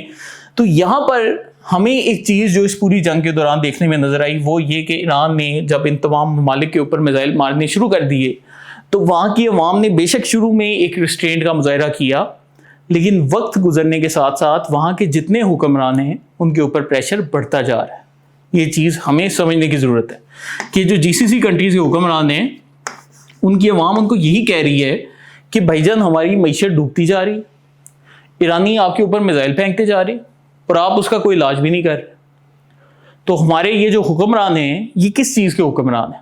اچھا, تو اب ہم اگر واپس اسی نیپال والی مثال کے اوپر جاتے ہیں تو آپ کو یہی لگے گا کہ اگر پاکستان کے اوپر نیپال برما کی دوستی کی وجہ سے بار بار میزائل پھینکتا جا رہا ہے تو ایک سٹیج پر ہمارے عوام یہ بھی کہنا شروع کر دیں گے کہ ہمارے حکمران کچھ نہیں کر رہے, ہمارے حکمران ڈرپوک ہیں, بزدل ہیں, ان کو جواب نہیں دینا آتا, نیپال کی کیسے جرت کہ وہ ہمارے اوپر میزائل مارے. اور یہی جو حال ہے آپ کو جی سی سی کنٹریز کا بھی نظر آ رہا ہے کہ وہاں کے عوام بھی یہ سوال کر رہے ہیں کہ ہم کتنے عرصے سے ملٹری میں انویسٹ کر رہے ہیں. اب جیسے قطر ہے تو وہ دنیا کے جدید ترین رافیل طیارے خرید رہا ہے. اسی طرح سعودی عرب نے امریکی آرمی کو کتنا فنڈ کیا, کتنی ان کی بیسز بنا کر دیں, تو سب کا ہمیں کیا فائدہ ہو رہا ہے. اب مسئلہ یہ ہے کہ وہاں پر جو حکومت ہے وہ بھی جمہوریت نہیں ہے بلکہ آمریت ہے. آپ سب کو پتہ ہے کہ وہاں پر بادشاہوں کی حکمرانی ہے. تو ایک بادشاہ جب عوام اسے تنگ آنے لگ پڑے تو اسے زیادہ خوف محسوس کرتا ہے. تو اب اس بادشاہ کو کچھ ایسے اقدامات کرنے پڑیں گے تاکہ وہ عوام کی مدد کر سکے. اب ہم چونکہ اس پوری جنگ کو سمجھتے ہیں کہ ہماری پوری دنیا پاکستان ہے اور صرف پاکستان ہی چاروں طرف ہے, تو اس طریقے سے نہیں ہوتا. چونکہ پاکستان کے اوپر میزائل نہیں گرے اس لیے ہمیں یہ محسوس نہیں ہوتا کہ عرب ممالک کو ایران سے جنگ کرنی چاہیے یا نہیں کرنی چاہیے. لیکن اگر ہم ان عرب ممالک کے جو بادشاہ ہیں ان کا موقف دیکھیں تو اس میں پھر ان کے ذہنوں میں ایک یہ بھی خیال آتا ہے کہ شاید ہمیں جنگ کی جانب جانا پڑے. تو اب ایک ہمارے پاس یہاں پر جو سیکنڈری پلیئرز ہیں ان میں جی سی سی کنٹریز آ جاتی ہیں کہ وہ جنگ کی جانب جا سکتے ہیں. اب ان ممالک کو روکا کس نے ہے؟ تو یہ پورا عالمی میڈیا بتاتا ہے کہ پاکستان نے روکا ہے. پاکستان نے کیسے روکا ہے اس کے اوپر آ جاتے ہیں. اب پاکستان نے باقی سب کو روکا ہے لیکن متحدہ عرب امارات کو پاکستان نے نہیں روکا, اور حالیہ کچھ عرصے میں یہ بھی خبریں آئی تھیں کہ انہوں نے بھی ایران کے اوپر کچھ حملے کرنے کی کوشش کی ہے جو کہ اتنے بڑے پیمانے پر نہیں تھے, لیکن البتہ انہوں نے کچھ نہ کچھ کیا ہے. لیکن باقی سب کو پاکستان نے روک کے رکھا تھا. اب پاکستان نے کیوں روک کے رکھا ہے؟ کیونکہ پاکستان اس پوری جنگ میں ایک بڑی عجیب صورتحال کا شکار ہے. کیا صورتحال ہے کہ پاکستان میں سب سے پہلے ہم آ جاتے ہیں لیڈرشپ کی جانب, جس میں ایک طرف وزیر اعظم شہباز شریف ہیں, دوسری طرف فیلڈ مارشل عاصم منیر صاحب ہیں. اب یہ جو دونوں کی جوڑی ہے ان کو جس حالت میں پاکستان ملا سال 2022 کے بعد سے آپ نے خود دیکھا ہے کہ کیسے پاکستان کی کرنسی تباہ ہو رہی تھی, کہا جا رہا تھا ملک تباہ ہو رہا ہے, ملک سری لنکا بننے جا رہا ہے. پھر پاکستان میں جو ایک سیاسی انتشار تھا, جو ایک فتنہ فساد پھیلا ہوا تھا, تو ان لوگوں کی جتنی بھی پچھلے 2 سے 4 سال میں ایک سٹرگل رہی ہے وہ یہی رہی ہے کہ ملک کو کم از کم ایک سٹیبل حالت کی جانب لے کر جایا جائے. ہاں اس کے لیے ہمیں پاکستان کو ایک ہارڈ کنٹری بنانا پڑے, ہم بنانے کو تیار ہیں. لیکن اگر یہ جتنے بھی عرب ممالک ہیں یا چین کی بھی آپ مثال لے لیں کہ یہ بھی ہارڈ کنٹری رہ کر اپنے ٹارگیٹس اچیو کر سکتے ہیں, تو پھر پاکستان میں ہم نے یہ کیا ڈرامہ کھڑا کیا ہوا ہے کہ کوئی بھی اٹھ کے احتجاج اور فساد شروع کر دیتے اور اس کو ریاست نہیں روکتی. تو اب یہ جو لیڈرشپ ہے اس کا ایک جو بنیادی نظریہ ہے وہ ہے سٹیبلٹی, اور دوسرا جو ان کا نظریہ ہے وہ ہے کہ ہمیں اپنے ملک کی جو معاشی آمدن ہے یا جو اکانومی ہے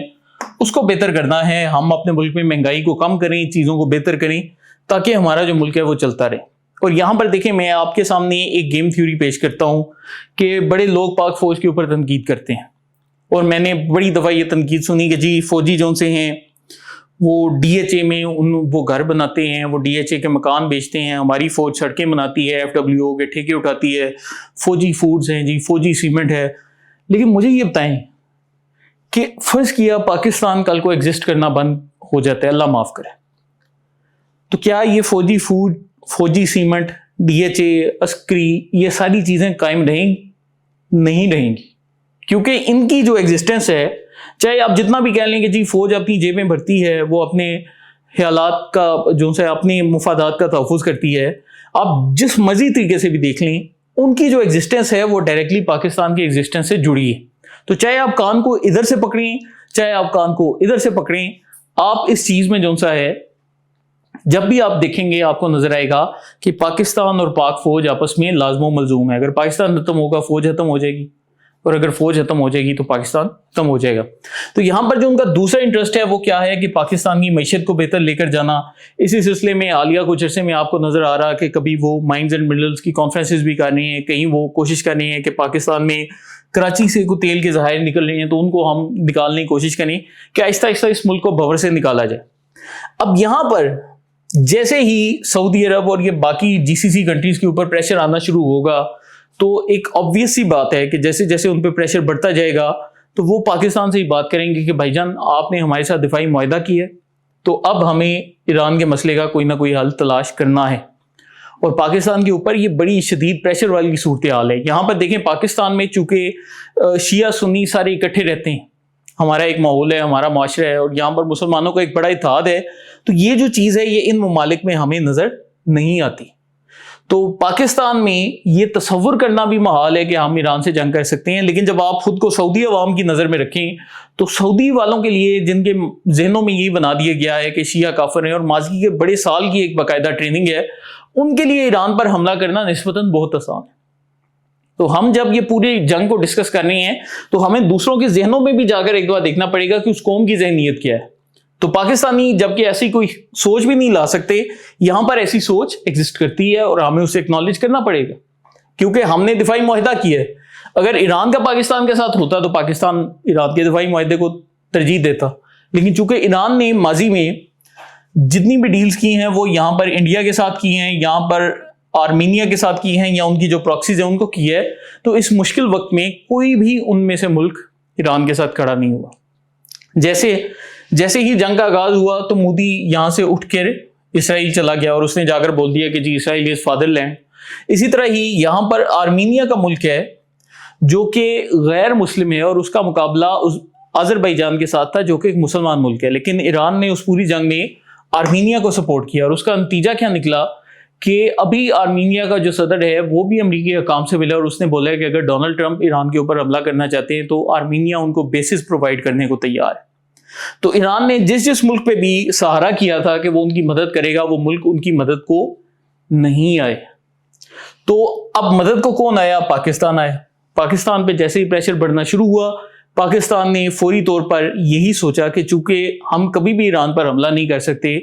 اور امریکہ سے ہماری ایک اچھی بات چیت ہے, اچھی اسلام دعا ہے, تو ہم امریکہ سے ہی بات کرتے ہیں, ہم سعودی عرب سے ہی بات کرتے ہیں, اور ہم کیا کرتے ہیں کہ اس پوری صورتحال کو واپس اپنی اصلی حالت میں لے کر آتے ہیں. تو واپس جو اصلی حالت ہے اس کو کیا کہا جاتا ہے؟ اسٹیٹس کو. تو اب یہاں پر ہمیں جو ایک چیز بنیادی طور پر نظر آ رہی ہے وہ یہ ہے کہ پاکستان کا اور گلف کنٹریز کا جو اس پورے معاملے پر موقف ہے وہ ایک ہی ہے کہ ہم نے اسٹیٹس کو اوپر جانا ہے, اور ہم نے جو جنگ سے پہلے صورتحال تھی اسی صورتحال پر پورے خطے کو واپس لے کر آنا ہے. کیوں؟ کیونکہ پاکستان کو اس سے کیا فائدہ ہے کہ نمبر 1 یہ کہ ہمیں ایران سے لڑائی کی صورتحال پر نہیں جانا پڑے گا. نمبر 2 یہ کہ پاکستان کے اوپر کو عالمی طاقتوں کا اگر پریشر آتا ہے تو اس کو ہی پاکستان پھر سسٹین کر لیتا ہے, پاکستان کہتا ہے کہ ہم صلح کروا رہے ہیں. نمبر 3 یہ کہ پاکستان کا ایک سیلف انٹرسٹ بھی ہے کہ پاکستان کا اپنا بھی گراف اگر یہ جنگ رکوا دیتے ہیں تو اوپر جائے گا. نمبر 4 یہ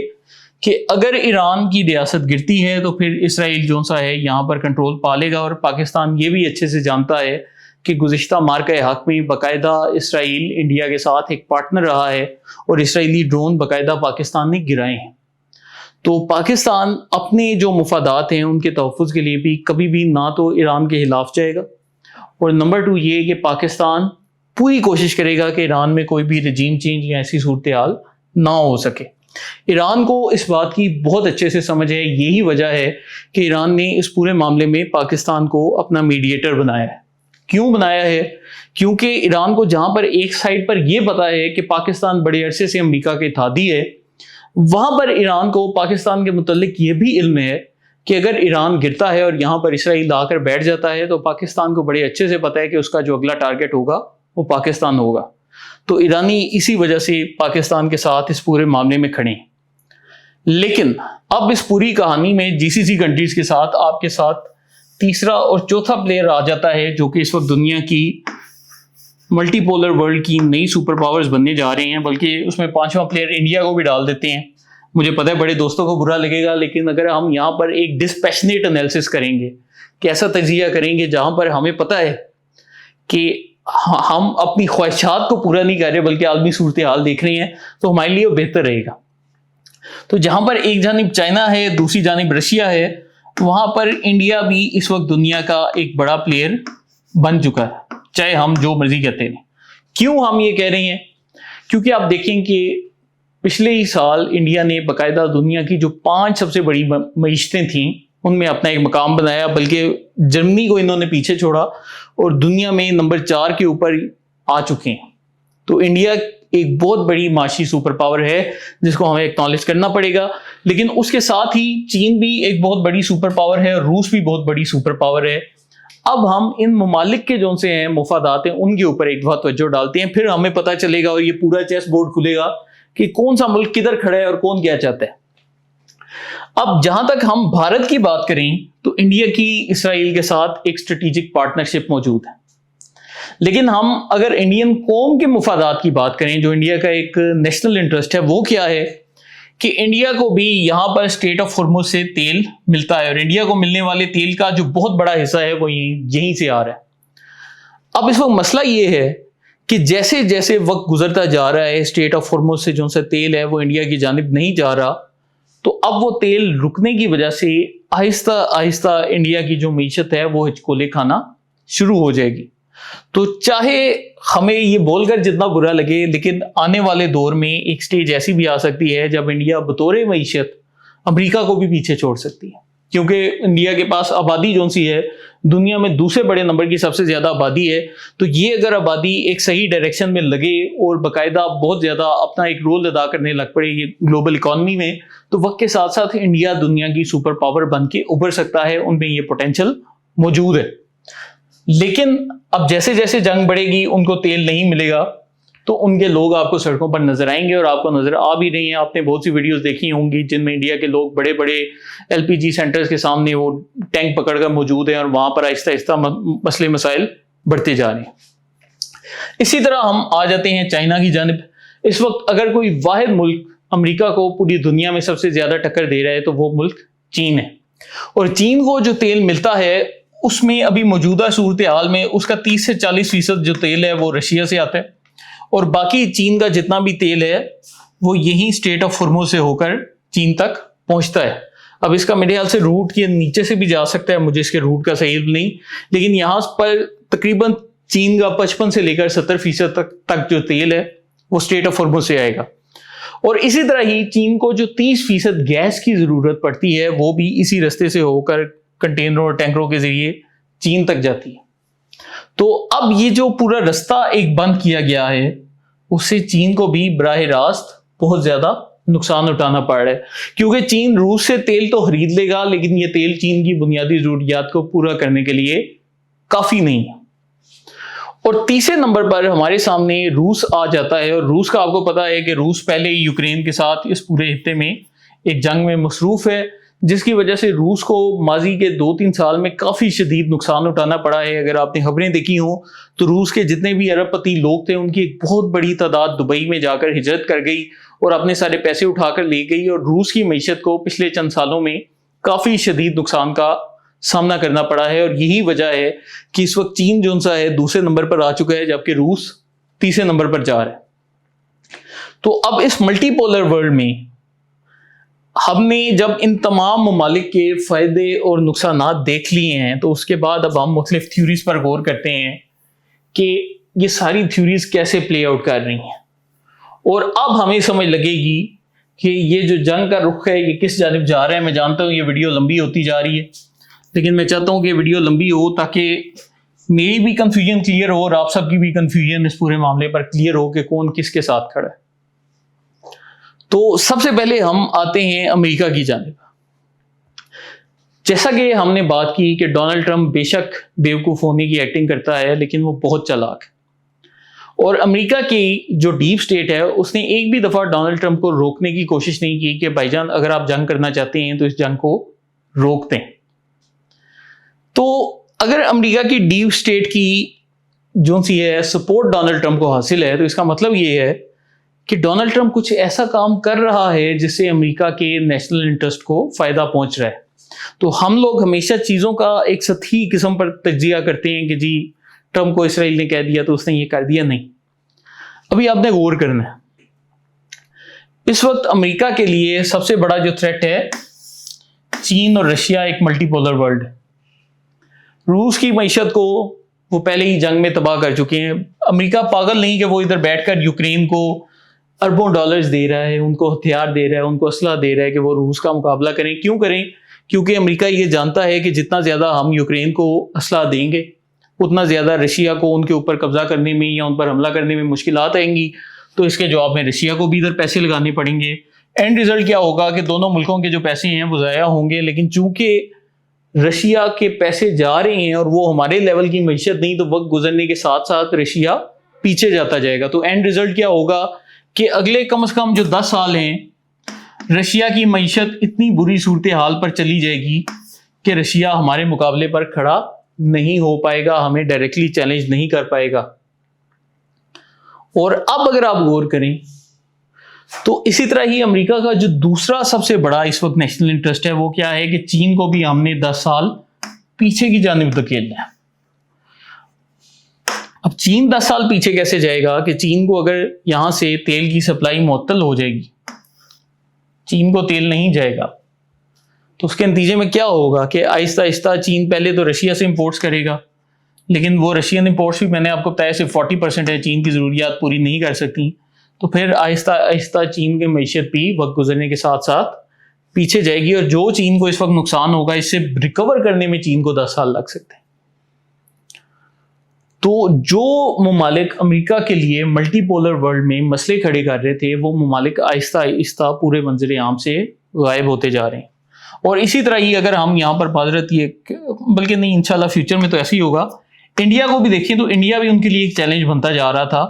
لیکن یہ جو چیلنج ہے اس کے پاس بھی اگر تیل شیل نہیں آئے گا, عالمی ریسیشن ہو جائے گی, ان کے حالات خراب ہو جائیں گے. تو امریکہ کی اسٹیٹ کا جو ایک لارجر پکچر ہے, جو ایک بڑے لیول کا جو ان کا اسٹریٹجک چیز ہے وہ ان کی پوری ہو رہی ہے اس جنگ سے. بظاہر ہمیں دیکھنے میں یہی لگ رہا ہے کہ یار یہ جو جنگ ہے اس میں وہ ایران سے شکست کھا رہے ہیں, ہم بڑے آرام سے یہ ساری باتیں کہہ دیتے ہیں. لیکن فرض کریں کہ اس جنگ کو لمبا کر دیا جاتا ہے. اب نئے ہرمز کو پہلے ایران نے ایک جگہ سے بلاک کیا, یہ میں آپ کو اگر دکھا بھی سکوں تو ادھر سے آپ نئے ہرمز کے اوپر جو سا ہے ایران کی بلاکیڈ ہے, اور یہاں پر امریکہ نے ایک جوابی بلاکیڈ قائم کر دی ہے کہ ایران نے اگر رستے بند کیے ہیں تو ہم یہاں پر باقی کے رستے بھی بند کر دیں گے. تو اینڈ ریزلٹ کیا نکل رہا ہے کہ یہ جو پوری جگہ ہے یہاں پر بلاک ہے. تو اب فرض کیا کہ ایران کی چین کی کچھ کشتیوں کو اجازت بھی دے دیتا ہے کہ آپ تیل لے کر جائیں, تو ان کو امریکہ نہیں جان دیتا. اور اسی طرح ہی کوئی بھی کشتی جو سی ہے یہاں سے آگے نہیں نکل رہی. اب فرض کیا یہ جو پوری صورتحال ہے اگلے 10 سال تک برقرار رہتی ہے, اگلے 1 سال تک برقرار رہتی ہے, تو ہوگا کیا کہ یہاں پر لوگوں کے حالات خراب ہوں گے, پاکستان میں بھی عوام کے حالات خراب ہوں گے. ہم نے ابھی مہنگائی کی بات کی, چین میں بھی حالات جو سے خراب ہوں گے, روس میں بھی حالات جو سے خراب ہوں گے. لیکن امریکہ کو اس میں کیا فرق پڑ رہا ہے؟ میں دیکھتا ہوں کہ ہمارے بہت سے تجزیہ کار بیٹھ کر یہ بات کرتے ہیں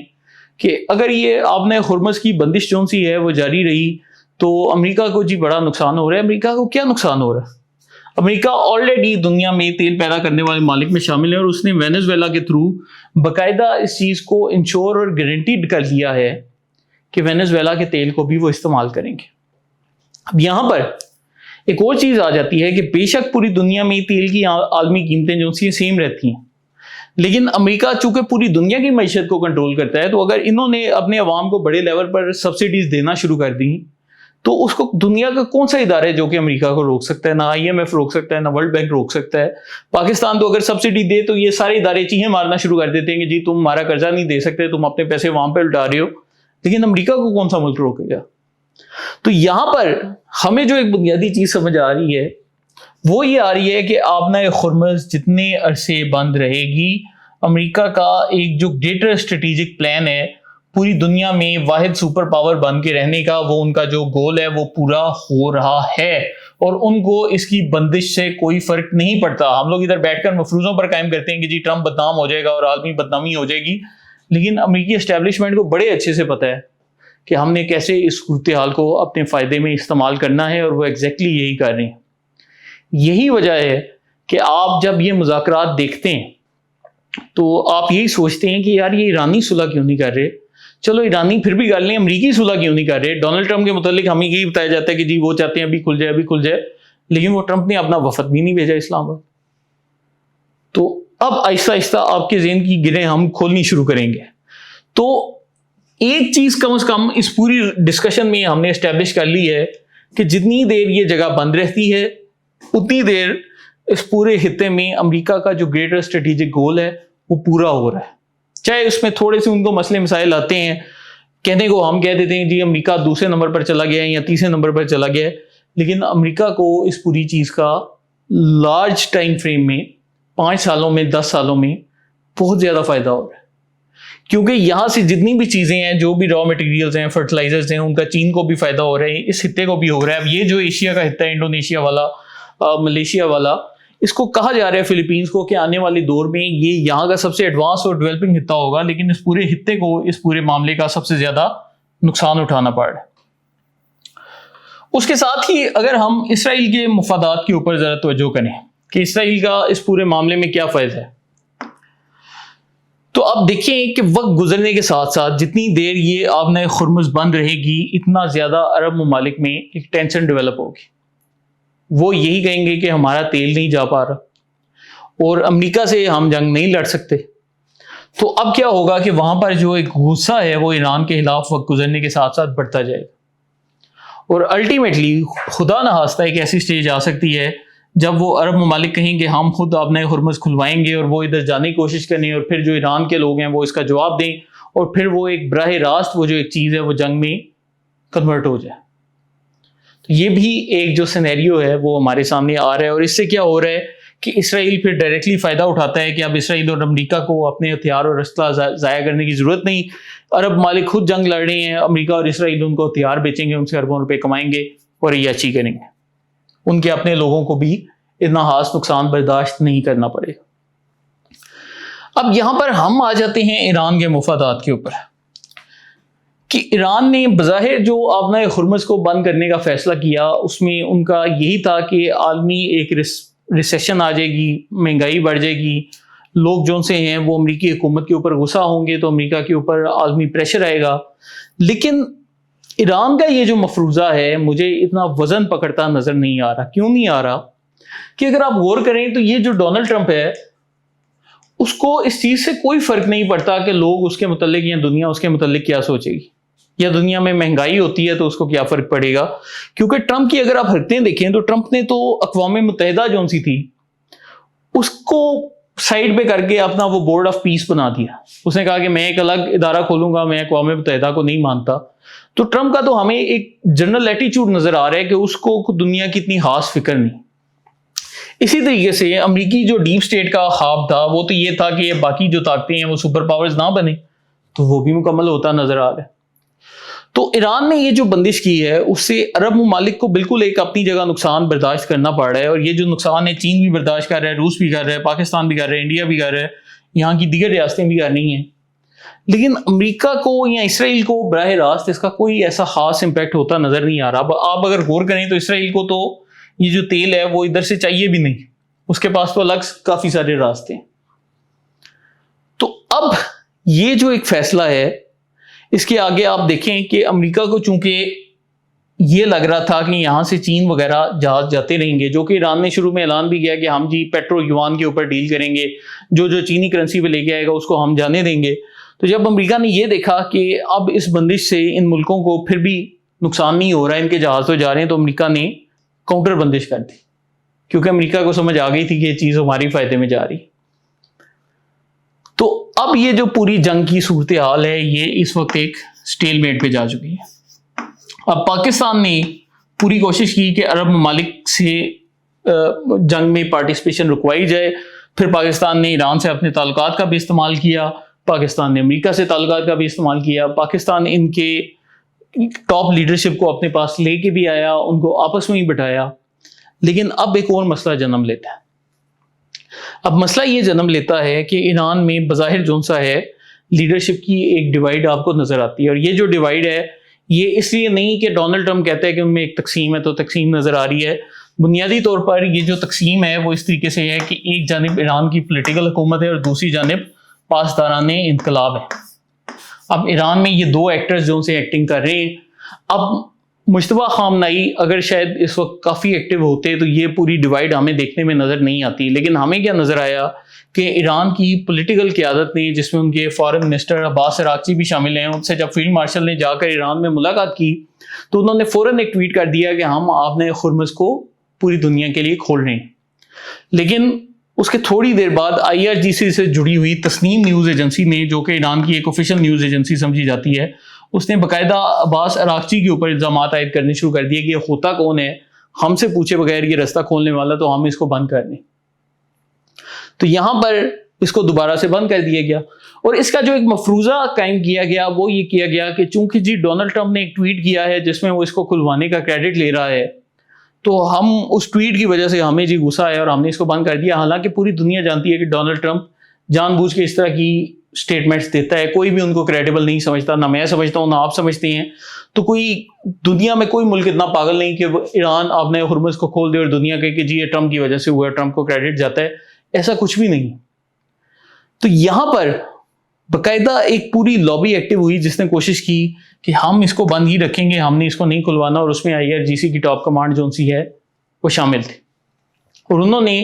پولیٹیکل لیڈرشپ کو اتنا ٹارگٹ کیا کہ دوسرے چکر میں غالب آف صاحب جو کہ ایران کے اسپیکر پارلیمنٹ ہیں وہ بھی نہیں آئے، اور ایران باقاعدہ مذاکرات سے پیچھے بھی ہٹ گیا، اور ایران نے دوسری دفعہ یہ جب وزٹ کیا تو امریکی وفد کے ساتھ باقاعدہ ملاقات بھی نہیں کی جو کہ ماضی میں انہوں نے کی تھی۔ تو اب یہ جو آبنہ ہرمز کو انہوں نے بند کر کے رکھا ہے، اور اس سے جو نقصان ہو رہا ہے وہ ان ملکوں کا ہو رہا ہے، اور امریکہ نے بھی آگے سے بند کر دیا تاکہ ان ملکوں کا کوئی بھی فائدہ نہ ہونے پائے۔ یہ پوری چیز کس ملک کے حق میں بیٹھ رہی ہے، میں یہ سوال آپ کے اوپر چھوڑ رہا ہوں۔ دیکھیں دوستو، میں پوری اس جنگ میں ایران کا ایک سپورٹر رہا ہوں، لیکن یہ اب کچھ ایسے فیصلے آ رہے ہیں جو کہ میرے ذہن میں کم از کم بطور انسان کافی سارے شکوک و شبہات جنم دے رہے ہیں۔ اسی لیے میں یہ جو پچھلے ایک گھنٹے سے آپ کو ایکسپلین کر رہا ہوں، میں اسی وجہ سے کر رہا ہوں تاکہ آپ کو بھی ایک چیز سمجھ آئے۔ اب ہم آتے ہیں مذاکرات کی جانب۔ پاکستان مذاکرات کی آفر کرتا ہے، اور کیوں کرتا ہے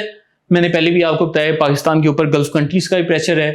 پاکستان کے اوپر اپنی عوام کا یہ ایک پریشر ہے، اور پاکستان چاہتا ہے کہ خطے میں اسٹیبلٹی قائم رہے، یہاں پر جنگ نہ آئے، اور ایران کی جو موجودہ حکومت ہے یہ بھی اپنی جگہ سے نہ جائے تاکہ ان کی جگہ اسرائیل آ جائے گا۔ یہ تو پاکستان کی خواہش تھی۔ تو پاکستان مذاکرات کرتا ہے، ایران کی قیادت آتی ہے، امریکہ کی قیادت آتی ہے۔ اب یہاں پر ہمارے سامنے ایک چیز کلیئر ہے کہ امریکہ کی یہ خواہش نہیں کہ یہ جو جنگ ہے اگلے 15-20 دن میں بند ہو جائے جس طرح ہم لوگ تجزیہ کرتے ہیں۔ کیوں؟ کیونکہ امریکہ کو اس خطے کو انسٹیبل رکھ کے وہ براہ راست چین کو ہی نقصان پہنچا رہا ہے، وہ روس کو ہی نقصان پہنچا رہا ہے، وہ انڈیا کو ہی نقصان پہنچا رہا ہے، وہ پاکستان کو ہی نقصان پہنچا رہا ہے۔ تو امریکہ کا جو ایک لارجر اسٹریٹجک بینیفٹ ہے وہ تو ان کا پورا ہو رہا ہے، تو ان کو کیا فائدہ ہے کہ وہ یہ جنگ روک دیں یا اپنے ہرمز کھول دیں۔ لیکن یہ جو چیز سمجھنے کی تھی، یہ ایرانی قیادت کے سمجھنے کی تھی کہ اگر ایران جو سا ہے جلد از جلد امن کی جانب جاتا ہے تو یہ سارے ملک جو کہ دنیا میں ہم نے دیکھا ہے کہ پچھلے 15-20 سالوں میں بڑی تیزی سے بڑھے ہیں، تو وہ جتنا تیزی سے بڑھتے جائیں گے آہستہ آہستہ خطے میں امریکی انفلوئنس جو ہے وہ کم ہوتا جائے گا۔ اور ایک طرح سے اگر ہم دیکھیں تو ایران یہ پوری جنگ جیت بھی چکا ہے، کہ پوری دنیا نے دیکھا کہ ایران نے باقاعدہ مقابلہ بھی کیا ہے، پھر سیز فائر بھی کیا ہے، اور ایران کا جو سب سے بڑا ایک نیشنل گول تھا جو کہ میں نے آپ کو لکھ کے ہی بتایا تھا، وہ تھا سروائیویبلٹی، کہ ایران نے اس پورے معاملے میں صرف سروائیو کرنا تھا، تو ایران کی جو موجودہ رجیم تھی وہ سروائیو بھی کر گئی تھی۔ تو جب آپ کے تمام گولز کامیاب ہو گئے ہیں تو اصولی طور پر آپ کو بھی یہاں پر مذاکرات میں بیٹھ دینا چاہیے۔ اب ہوگا یہ کہ ٹھیک ہے جی ٹرمپ اپنی طرف سے بڑھ کے مار لے گا، لیکن پوری دنیا جانتی ہے کہ ٹرمپ بڑھ کے مارتا ہے، اس کی کوئی امپورٹنس نہیں۔ اب ٹرمپ بیٹھ کے کہہ دیتا ہے کہ انڈیا کے 10 جہاز گرے ہیں، تو پوری دنیا میں کوئی بھی ایسا نہیں جو کہ اس کی باتیں مان لیتا ہے، وہ ٹھیک ہے ہم اسے انڈیا کو ٹرول کر دیتے ہیں، لیکن ٹرمپ جو ہے وہ بڑھ کے مارنے میں ویسے مشہور ہے۔ تو یہ بات کر دینا کہ جی ٹرمپ بڑھ کے مارے گا اور یہ کرے گا اور وہ کرے گا، مجھے اس کی کم از کم اپنے اینڈ سے ایک لاجیکل سمجھ نہیں آتی کہ اس لیے ہو رہا ہے۔ اب ایران کی جو پولیٹیکل لیڈرشپ جن میں یہ غالب آف صاحب اور عباس اراغچی بھی شامل ہیں، وہ مذاکرات پہ تیار بھی تھے۔ فیلڈ مارشل جب ایران گئے تو انہوں نے باقاعدہ اسٹیٹ آف ہرمز کو کھولا بھی، انہوں نے باقاعدہ پاکستان کی اس پورے معاملے میں ایک سپورٹ بھی کی، لیکن IRGC کی جو ٹاپ کمانڈ ہے وہ اس پورے مسئلے میں ایران کے خلاف، ایران کی جو پولیٹیکل قیادت ہے اس کے خلاف کھڑی ہو گئی، اور باقاعدہ پھر ابھی آپ نے آج کل ویلاگز میں یہ بھی سنا ہوگا کہ جی ایک لیٹر تھا جس میں عباس اراغچی اور غالب آف صاحب نے سپریم لیڈر سے اپیل کی تھی کہ براہ مہربانی آپ اپنی جو امریکہ سے ہم یہ مذاکرات کر رہے ہیں ان میں اپنی شرائط کو نرم کریں تاکہ ہم امن کی جانب جا سکیں، اور IRGC نے باقاعدہ اس لیٹر کو پبلک کیا اور ان لیڈرز کو بلیک میل کیا، ان کو تھریٹن کروایا اور عوام سے ان کا پریشر ڈلوایا کہ ہم نے نہیں امریکہ سے بات کرنی۔ جب آپ مذاکرات کی جانب جا رہے ہو، آپ کے سینکشنز کم ہو رہی ہیں, آپ کی معیشت فائدہ اٹھا رہی ہے, آپ کے اوپر آہستہ آہستہ وقت کے ساتھ ساتھ پریشر کم ہوتا جا رہا ہے. ایٹم بم آپ نے بنانا کوئی نہیں, وہ کیوں نہیں بنانا؟ کیونکہ مشتبہ خامنئی نے بھی باقاعدہ فتویٰ جاری کر دیا آیت اللہ خامنئی کی طرح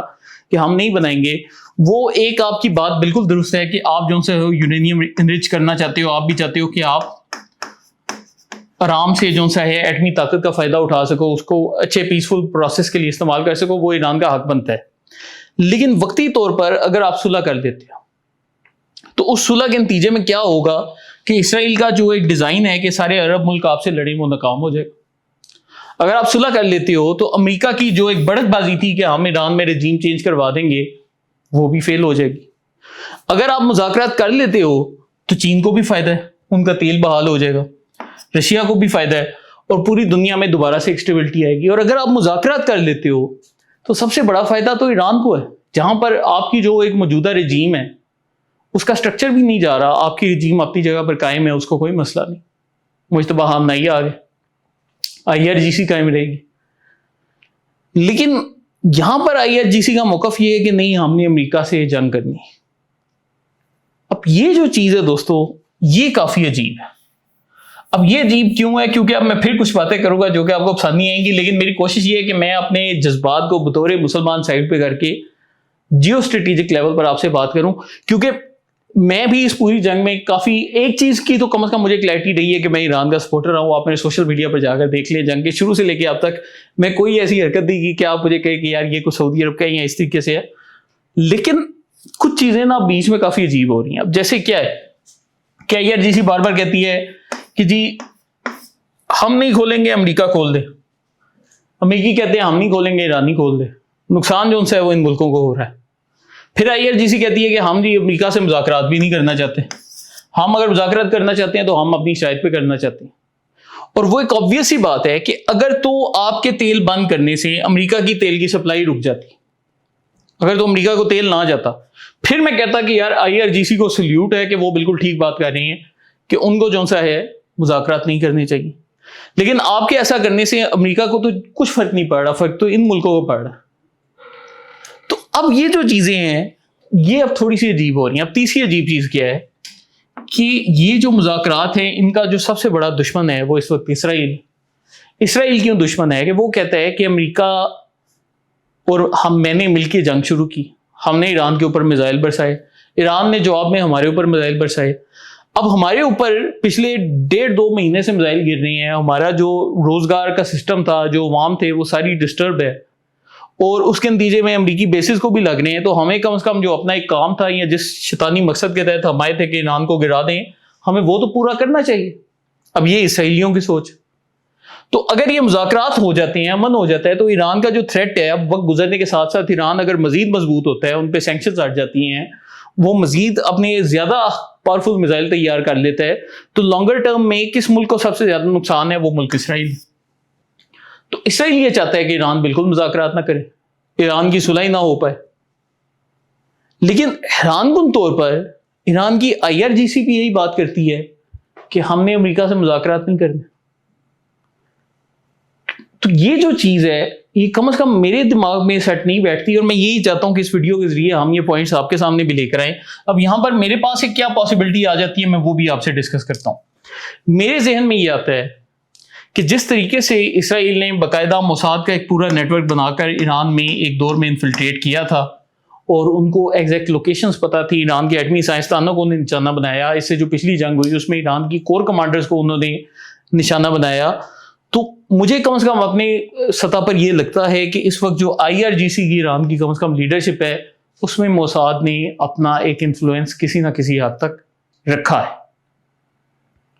کیونکہ یہ ہو نہیں سکتا کہ جو ایجنڈا اسرائیل کا ہے وہی ایجنڈا IRGC فالو کر رہی. اسرائیل چاہتا ہے مذاکرات نہ ہو, IRGC کہتی ہے جی مذاکرات نہیں ہونے چاہیے. اسرائیل چاہتا ہے کہ امریکہ جنگ کرے, IRGC بھی کہتی ہے کہ جی امریکہ ہے, ہماری سینئر حاضر ہیں, ہم ان سے جنگ کرنے کو تیار ہیں. لیکن جو ایران کی پولیٹیکل قیادت ہے, جس میں عباس عراقچی ہیں, غالب آف ہیں, جو ان کے صدر ہیں, مضبوط پزشکیان ہیں, وہ سارے امن کی جانب جا رہے ہیں, لیکن IRGC ان کی بات نہیں مان رہی. تو یہ جو ایک پوری صورتحال ہے وہ اس جنگ میں اسپوائلر کا کردار ادا کر رہی ہے. اب اس صورتحال کو اگر ہم سامنے رکھیں تو جب تک ایران کی موجودہ سیاسی قیادت ڈٹ کے کھڑی نہیں ہوگی یا IRGC سے وہ اپنے ساتھ اعتماد میں نہیں لے گی، یا پھر ایک تیسرا سینیریو بن سکتا ہے کہ مشتبہ خامنائی باقاعدہ ہوش میں آ جائیں، خود میٹنگز کرنا شروع ہو جائیں،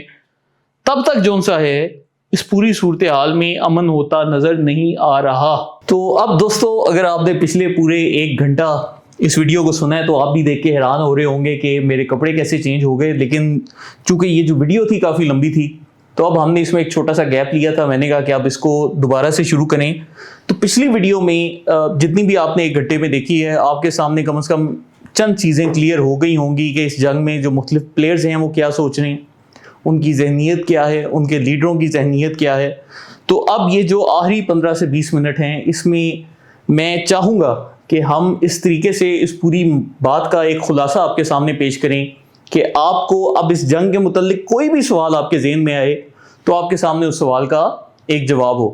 جیسے میں آپ کو بتاؤں کہ گزشتہ 2 سے 3 دنوں میں سوشل میڈیا پر کافی سارے سوالات آ رہے تھے۔ ایک وہ IRGC سے افیلیٹڈ ایران کے MP ہیں، ابراہیم رضائی ان کا نام ہے، اور وہ بھی آپ کو یہ کہتے نظر آئے کہ پاکستان جو سا ہے وہ ٹرمپ کی وکالت کر رہا ہے، اس طرح کے بیان آپ کو نظر آ رہے ہیں۔ تو اب جو ہم آخر میں آپ کے سامنے ایک کنکلوژن رکھیں گے اس پورے معاملے کا، اگر آپ نے اس کو سمجھ لیا تو اس وقت بھی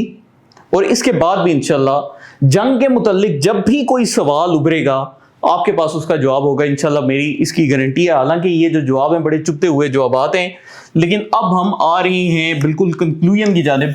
کہ ابھی تک اس پوری ویڈیو میں ہم نے کیا سیکھا۔ تو یہاں پر ہمارے سامنے اس جنگ کے میجر پلیئرز آ جاتے ہیں، USA، اسرائیل اور ایران کو ہم 2 حصوں میں تقسیم کر رہے ہیں۔ سب سے پہلے آ رہی ہے جی ایران کی پولیٹیکل لیڈرشپ، جس کو ہم ایران پی کہیں گے، اور دوسری سائڈ پر ہمارے سامنے آ رہی ہے ایران کی IRGC۔ تو اب ہم باری باری اس پوری ویڈیو میں جو کچھ ہم نے سیکھا ہے اس کا یہاں پر کنکلوژن کریں گے کہ امریکہ کا جو ایک گریٹر گول ہے اس پوری جنگ میں امریکی اسٹیبلشمنٹ کا، وہ یہ ہے کہ آنے والے 10 سے 15 سال تک امریکہ دنیا میں نمبر 1 ملک بن کے رہے، اور اس مقصد کے لیے امریکہ نے چین اور روس کو اور جتنے بھی اس خطے کے مالک ہیں ان کو کمزور کر کے رکھنا ہے۔ اور وہ کمزور کیسے رہیں گے؟ اگر ان کے تیل کی بندش ہو جائے۔ تو اب نئے خرموز کو بند کر کے جہاں پر امریکہ کا گریٹر اسٹریٹجک گول اچیو ہو رہا ہے یونیپولر ورلڈ کا، تو وہاں پر اسرائیل کے فائدے میں یہ ہے کہ امریکہ دنیا کی واحد سپر پاور بن کے رہے تاکہ اسرائیل کو اپنا ایک ڈیڈی ملتا رہے، اس کے ڈیڈی کمزور نہ ہو۔ تو یہی چیز اسرائیل کے فائدے میں بھی جا رہی ہے، وہ بھی اپنے ہرمز کی بندش سے اسرائیل بھی متاثر نہیں، کیونکہ اسرائیل تو اس کے رستے میں نہیں آتا۔ ایران کی جو پولیٹیکل لیڈرشپ ہے جس میں عباس عراقچی صاحب ہیں، مسعود پزشکیان ہیں، وہ سمجھتے ہیں کہ اس طریقے کو ہم زیادہ عرصہ کنٹینیو نہیں رکھ سکتے۔ یہی وجہ ہے کہ آپ دیکھیں گے کہ وہ عباس عراقچی نے ٹویٹ بھی کر دی تھی کہ ہم اپنے ہرمز کو کھول رہے ہیں۔ تو وہ اس گریٹر ایجنڈے کے خلاف کھڑے ہیں کہ ہم نے یہ جو ایسٹرن سائیڈ ہے اس کو کمزور کرنا ہے۔ تو ایران کی سیاسی قیادت اس ایجنڈے کے ساتھ کھڑی نہیں، لیکن ایران کے IRGC سے جو افیلیٹڈ لوگ ہیں وہ بار بار امریکہ کو دھمکیاں لگاتے ہیں کہ جی ہم اس کو بند ہی رکھیں گے، تم بھی بند ہی رکھو۔ تو الٹیمیٹلی ہو کیا رہا ہے کہ آپ نے ہرمز تو بند ہی ہے۔ تو اب ہو کیا رہا ہے کہ ان کے انٹرسٹ اور ان کے انٹرسٹ جو ان سے آپس میں مل رہے ہیں افسوس کے ساتھ۔ لیکن حدیث میں ہے کہ دجال کا فتنہ جب آئے گا تو مسلمانوں کا جو سب سے ایک بڑا گروہ ہوگا وہ اس کے ساتھ ہوگا، کہ مسلمان بھی اس سے گمراہ ہو جائیں گے۔ تو آج کے دور میں جب ہمارے سامنے ایک جانب تو بڑی ایک روزی سی تصویر آتی ہے کہ ایک طرف ایران کھڑا ہے، ایک طرف اسرائیل کھڑا ہے، obviously ہم نے اپنا سارا ویٹ جو ہے ایران کے ترازو میں ہی ڈالنا ہے۔ تو اس چیز میں تو بہت ہی کوئی کم مسلمان ہیں جو کہ ایران کے خلاف ہیں، سارے ان کے ساتھ ہی کھڑے ہیں۔ لیکن جب آپ گہرائی میں جائیں گے پھر آپ کو بیچ میں دجال کے فتنے کی ایک جھلک نظر آئے گی کہ جو ایجنڈا امریکہ کا ہے اسی کو اسرائیل پورا کر رہا ہے، اور افسوس کے ساتھ کہنا پڑ رہا ہے کہ IRGC کے بھی جو چند لوگ ہیں جو کہ اس وقت ڈیسیژن میکنگ پہ بیٹھے ہوئے ہیں وہ بھی اسی ایجنڈے کو پورا کر رہے ہیں۔ اسی طرح ہی امریکہ کا ایجنڈا کیا ہے کہ مڈل ایسٹ میں اور یہ جو ایسٹرن ممالک ہیں اس پورے خطے میں ایک انسٹیبلٹی کا عنصر برقرار رہے، کیونکہ امریکہ کے اوپر بہت زیادہ قرضے ہیں۔ آپ بھی جانتے ہیں اس وقت دنیا میں جو سب سے زیادہ مقروض ملک ہے وہ ملک امریکہ ہے۔ تو اگر باقی دنیا انسٹیبل رہے گی تو امریکہ جو سا ہے وہ پھر بھی کسی حد تک پروان چڑھتا رہے گا. تو یہ امریکہ کا ایجنڈا. یہی ایجنڈا جو سا ہے وہ اسرائیل کا بھی ہے کہ امریکہ جو سا ہے وہ معاشی طور پر طاقتور رہے, باقی جو ممالک ہیں وہ کمزور ہوتے جائیں. ایران کی سیاسی قیادت اس کے خلاف کھڑی, لیکن IRGC بھی اسی چیز کی براہ راست جو سی حمایت کر رہی ہے کہ آپ صلح کی جانب نہیں جا رہے, آپ جنگ کو پروموٹ کر رہے ہیں, تو آپ کدھر لے کر جا رہے ہیں حالات کو. پھر امریکہ یہ چاہتا ہے کہ جو عرب ممالک ہیں وہ اس جنگ میں کودیں. جب وہ اس جنگ میں کودیں گے تو وہ کس کا اسلحہ استعمال کریں گے؟ وہ امریکہ کا اسلحہ استعمال کریں گے. امریکہ کو عرب ممالک ڈالرز دیں گے, امریکہ ان کو اس کے جواب میں اسلحہ دے گا, اور وہ اسلحہ استعمال کس کے خلاف ہوگا؟ ایران کے خلاف ہوگا. اور کس ملک کے خلاف استعمال ہونا ہے؟ تو اب امریکہ کا ایجنڈا پورا ہو رہا ہے, ان کو ڈالرز مل رہے ہیں. اسرائیل جو سا ہے اس کو بھی خوشی ہو رہی ہے کہ اسرائیل اب اکیلا ٹارگیٹ پر نہیں رہا, بلکہ عرب ممالک بھی آ گئے ہیں اور یہ آپس میں مسلمان جنگ لڑ رہے ہیں. ایران کی سیاسی قیادت, جس میں ان کے صدر مسعود پزشکیان صاحب بھی شامل ہیں, ان کا اگر آپ نے 3 ہفتے پہلے کی ایک سٹیٹمنٹ یاد کریں تو اس میں وہ بول رہے تھے کہ ہم عرب ممالک کے ساتھ جنگ نہیں کرنا چاہتے. لیکن IRGC کے جو ہارڈ لائنرز ہیں انہوں نے عرب ممالک کو باقاعدہ تھریٹ کیا کہ ہم عرب ممالک کے ڈی سیلینیشن پلانٹس کو تباہ کریں گے, ان کو پیاس سے مار دیں گے. تو اب ہوگا کیا کہ عرب ممالک کے اوپر پریشر بڑھے گا, جیسے جیسے پریشر بڑھے گا تو وہ جو اسلحے والا ایک خواب ہے وہ پورا ہوگا. تو IRGC براہ راست جو سا ہے ان کے ایجنڈے کے اوپر عمل کر رہی. تو اب یہ جو صورتحال ہے یہ پاکستان کے لیے پریشان کن ہے. تو اب ہوتا یہ ہے کہ پاکستان جیسے ہی مذاکرات میں آتا ہے, پاکستان کی کوشش ہوتی ہے کہ کسی طریقے سے صلح ہو جائے, تو جبکہ ایران کی جو سیاسی قیادت ہے وہ پاکستان کے ساتھ فلی کوآپریٹ کرتی ہے, وہاں پر اسی IRGC کے جو چند ایلیمنٹس ہیں وہ پاکستان کو بھی نشانہ بناتے ہیں. اگر آپ نے غور کیا ہو تو اب دوبارہ سے ابراہیم رضائی کی سٹیٹمنٹ کو یاد کریں گے, پاکستان جو ہے خطے میں امریکہ کے ٹاؤٹ کا کردار ادا کر رہا ہے. تو یہ جو سٹیٹمنٹ ہے یہ پاکستان کو ایران سے علیحدہ کرے گی. ہوگا کیا کہ ہم اب مذاکرات کے اوپر آ جاتے ہیں کہ اگر تو مذاکرات سے صلح ہو جاتی, ہم صلح کی بات کریں کہ اگر ایران اور امریکہ مذاکرات کرتے ہیں, صلح ہو جاتی ہے, ایران پر سے معاشی پابندیاں ہٹ جاتی ہیں, تو آنے والے 10 سالوں میں ایران کے پاس موجودہ میزائل سسٹم سے بہتر میزائل سسٹم ہوں گے.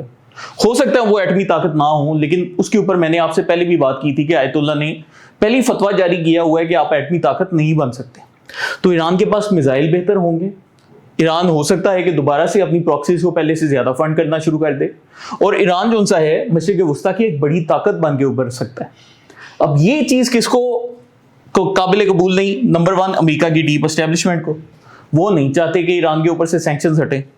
دوسرے نمبر پر اسرائیل کو یہ چیز اس لیے قابل قبول نہیں کیونکہ اسرائیل بھی چاہتا ہے کہ ایران جو سا ہے وہ کمزور ہے. ایران کی سیاسی قیادت جو سی ہے وہ امن کے ساتھ کھڑی ہے, وہ جنگ کے ساتھ نہیں کھڑی. لیکن افسوس کے ساتھ کہ وہ IRGC جو کہ جانتی ہے کہ ہمارا ملک معاشی مسائل کا بھی شکار ہے, جو کہ یہ بھی جانتی ہے کہ آیت اللہ نے ایٹمی پروگرام کے خلاف فتویٰ بھی دیا ہے, اور جن کو اس فتوے پر عمل بھی کرنا چاہیے, اور وہ اس بات کے حق میں بھی آج تک وہ اس کے خلاف نہیں بولے. لیکن وہ جو سے ہیں جب بھی صلح ہونے لگتی ہے تو کوشش کرتے ہیں کہ حالات کو ہم خراب کریں, یا سیاسی قیادت کے اوپر پریشر ڈلوائیں, یا ہم یہ تاثر دیں کہ جی ہم یہ جنگ جیت رہے ہیں. اب ایک اور ہمارے پاس سینیریو آ جاتا ہے جو کہ ایک ورسٹ کیس سینیریو ہے, کیونکہ ہم اس جنگ کے سارے سینیریوز ڈسکس کر رہے ہیں کہ فرض کیا یہ ایک جنگ بالکل ہی خرابی کی جانب چلی جاتی ہے, اور ایک ایسی سٹیج آ جاتی ہے جب امریکہ ایران کے اوپر اللہ معاف کرے کوئی ایٹمی ہتھیار استعمال کرنے پر بیٹھ جاتا ہے. تو اس پوری صورتحال میں امریکہ کو ایک کیا ایڈوانٹیج حاصل ہوگا کہ امریکہ براہ راست اس ایٹمی حملے سے کوئی اتنا خاص متاثر نہیں ہوتا, کیونکہ امریکہ ویسے ہی خطے کی دوسری جانب ہے. اور دوسرا یہ کہ امریکہ کو سوائے PR کے نقصان کے اس کے علاوہ کوئی بڑا نقصان نہیں. اسرائیل کا ایک بہت بڑا دشمن جو سا ہے وہ ختم ہو جاتا ہے, اور پوری دنیا میں ان کی ایک داغ بھی بیٹھ جاتی ہے کہ ہم کچھ بھی کر سکتے ہیں. ایران کی سیاسی قیادت ایسا نہیں چاہتی, لیکن جو IRGC ہے وہ کھل کر تھریٹ بھی کرتی ہے کہ آپ جو سے ہمارے اوپر مار بھی لیں تو ہمیں فرق نہیں پڑتا, ہم جو سے شہید ہونے کے لیے تیار ہے. تو اب یہاں پر جب ہم ایک گریٹر ایجنڈاز کے اوپر غور کرتے ہیں تو ہمارے سامنے وہ جو تصویر ہے وہ بڑی واضح ہو جاتی ہے کہ جہاں پر ایران کی سیاسی قیادت یہ کوشش کر رہی ہے کہ یہ جو گلوبل ساؤتھ کے ممالک ہیں ان میں بہتری ہو, ہم لوگ جو سے ہیں زیادہ تیزی سے ابھریں, وہاں پر ایران کی جو IRGC ہے چاہے آپ کان کو ادھر سے پکڑیں یا ادھر سے پکڑیں، وہ ڈائریکٹ یا انڈائریکٹ اسی ایجنڈے پر گامزن ہے جس پہ امریکہ اور اسرائیل گامزن ہے۔ اب یہاں پر ہمارے سامنے ایک اور بات آ جاتی ہے کہ گزشتہ 4 سے 5 سالوں میں ایران میں بہت سے ہائی پروفائل جو سے ہیں مرڈر کے واقعات ہوئے ہیں۔ آپ دیکھیں کہ ایران کے جو سابقہ صدر تھے ان کو شہید کیا گیا۔ آپ دیکھیں کہ وہ جو فلسطین کے بہت بڑے لیڈر تھے غزہ کے، ان کو باقاعدہ ایران میں شہید کیا گیا۔ آپ دیکھیں کہ اسرائیل نے جب ایران کے ساتھ پہلی جنگ شروع کی تو پہلی جنگ کے پہلے ہی حملے میں ایک طرح سے کہا جا سکتا ہے کہ ایران کے جتنے بھی کور کمانڈرز تھے اور ان کے ملٹری چیف تھے وہ پہلے ہی حملے میں شہید ہو گئے۔ پھر یہ جنگ کا جب دوسرا فیز شروع ہوا تو اس میں بھی ایران کی جتنی بھی ٹاپ قیادت تھی، جس میں آیت اللہ تھے اور باقی ایران کے لیڈرز تھے، وہ سارے پہلے ہی حملے میں شہید ہو گئے۔ تو اس پوری چیز سے ایک چیز کم از کم ہمارے سامنے واضح ہو جاتی ہے کہ ایران کی جو ایک ڈیسیژن میکنگ لیڈرشپ ہے اس میں اسرائیل نے بہت بڑی حد تک اپنی ایک انفلٹریشن کر رکھی۔ موساد کے لوگ وہاں پر جگہ جگہ موجود ہیں، جیسے کہ محمود احمدی نژاد صاحب نے بھی ایک مرتبہ بولا تھا کہ ہم نے اسرائیل کی انٹیلیجنس کو کاؤنٹر کرنے کے لیے ایک دفعہ ایران میں اپنی ایک انٹیلیجنس ایجنسی کھولی جس کا مقصد یہ تھا کہ اسرائیلی جو جاسوس ہوتے ہیں ان کا پتہ لگایا جائے، لیکن ہوا یہ کہ ہم نے وہ جو ایجنسی بنائی اس کا جو ہیڈ تھا آخر میں وہی موساد کا ایجنٹ نکلا ہے۔ تو جب ایران میں اتنے بڑے پیمانے پر انفلٹریشن ہے، مجتبیٰ خامنئی کے ڈائریکٹ احکامات موجود نہیں، تو اس پورے معاملے میں جو ایک اسپائلر کا کردار ہے وہ 2 فیکٹرز ادا کر رہے ہیں۔ امریکہ کے لیے اسپائلر یہاں موجود ہے اسرائیل، جبکہ ایران کے لیے جو اسپائلر ہے وہ IRGC کے ہو سکتا ہے کہ ساری قیادت نہیں، لیکن جو ان میں ایک ڈیوائڈ ہے اس میں جو ایک مرکزی کردار ادا کر رہے ہیں وہ یہ چند اسپائلر جو ان سے ہیں موجود ہیں۔ تو اب ہم آخر میں، بالکل ویڈیو کے آخر میں جانتا ہوں کافی لمبی ہے اور میں آپ کو مبارکباد دینا چاہتا ہوں اگر آپ اتنے لمبے عرصے ہمارے ساتھ بیٹھے ہیں، لیکن میں آپ کو یہی بتا دوں کہ شاید پاکستان میں اس موضوع پر کسی نے ابھی تک ایسی ویڈیو نہیں کی اور میں بھی نہیں تھا کرنا چاہتا، لیکن اب جب آج کے دور میں دیکھتا ہوں کہ یار اتنی زیادہ کنفیوژن پھیلی ہے، سارے لوگ بیٹھ کے پوچھ رہے ہیں کہ پاکستان کا کردار کیا بنا، مذاکرات کیوں کامیاب نہیں ہو رہے، پاکستان کے اوپر الزامات کیوں لگ رہے ہیں، تو میں چاہتا تھا کہ ایک دو تصویر واضح کر دوں، باقی آپ سب کی مرضی، آپ اس کو پک کرنا چاہتے ہیں یا نہیں کرنا چاہتے۔ تو اب اس پوری صورتحال میں ہم رول آف پاکستان پہ آ جاتے ہیں۔ پاکستان مذاکرات کرتا ہے، کافی حد تک کامیاب بھی ہوتے ہیں، اور ابتدا میں پاکستان اس میں ایز اے گارنٹر بھی کہا جا سکتا ہے کہ کچھ حد تک ہمارا رول تھا، کیونکہ ہم جو ان سے ہیں جہاں پر ایران کو پتہ ہے کہ یہ ایک ایٹمی طاقت ہے، وہاں پر اسرائیل کے لیے پاکستان بطور ریاست ایک خطرہ بھی موجود ہے، اور وہاں پر امریکہ کو بھی پتہ ہے کہ پاکستان اس خطے میں کم از کم ایک اچھی طاقت رکھتا ہے، تو پاکستان جیسے ملک کے ساتھ زیادہ مسئلے مسائل آپ کھڑے نہیں کر سکتے۔ لیکن پاکستان کے لیے بھی اس پورے معاملے میں کچھ چیلنجز ہیں، جس میں 2 بنیادی چیلنجز ہیں۔ نمبر 1 ہے جی ہمارے پاس ڈونلڈ ٹرمپ کا میں نے آپ کو بتایا تھا کہ ٹرمپ کو نارسسسٹک پرسنالٹی ڈس آرڈر کا مرض ہے۔ یہ جو لوگ ہیں ان کے کوئی اصول، کوئی قواعد، کوئی ضابطے نہیں ہوتے۔ جو لوگ اس مرض کے شکار ہوتے ہیں ان کو صرف اپنے مفادات کی فکر ہوتی ہے، اور اپنے مفاد کے لیے وہ دنیا کے ہر ایگزسٹنگ اصول کو توڑ سکتے ہیں۔ ایسے لوگوں کو اگر آپ یہ بھی کہہ دیں کہ 1 لاکھ بندے کو مروانے سے آپ کو عہدہ مل جائے گا تو ان کو کوئی فکر نہیں ہے، وہ 1 لاکھ بندہ مروا دیں گے۔ تو جب ایک ایسا کردار آپ کے سامنے ہو تو یہ ایک irrational ایکٹر ہے۔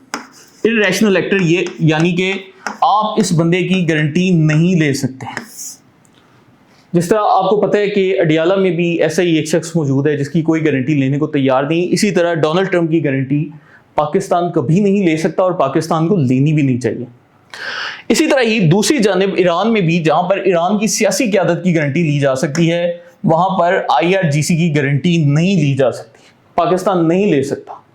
کیوں نہیں لے سکتا؟ کیونکہ IRGC میں ماضی میں بھی ایسے بہت سے واقعات ہوئے ہیں کہ وہاں پر موساد کی بڑے پیمانے پر انفلٹریشن موجود ہے، تو ہمیں نہیں پتا کہ ان میں سے کتنے لوگ ابھی بھی موساد کے لیے کام کر رہے ہیں یا نہیں کر رہے۔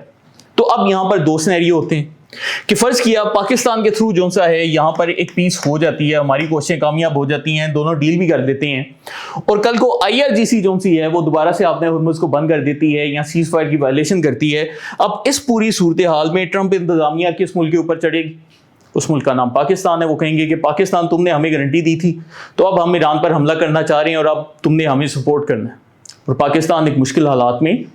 پھنس سکتا ہے۔ اسی طرح ہی یہ جو ٹرمپ ہے آپ کو پتا ہے کہ یہ بھی جو سا ہے اپنے فائدے کے لیے کچھ بھی کر سکتا ہے. تو کل کو فرض کیا یہ ڈیل بھی کر لیتے ہیں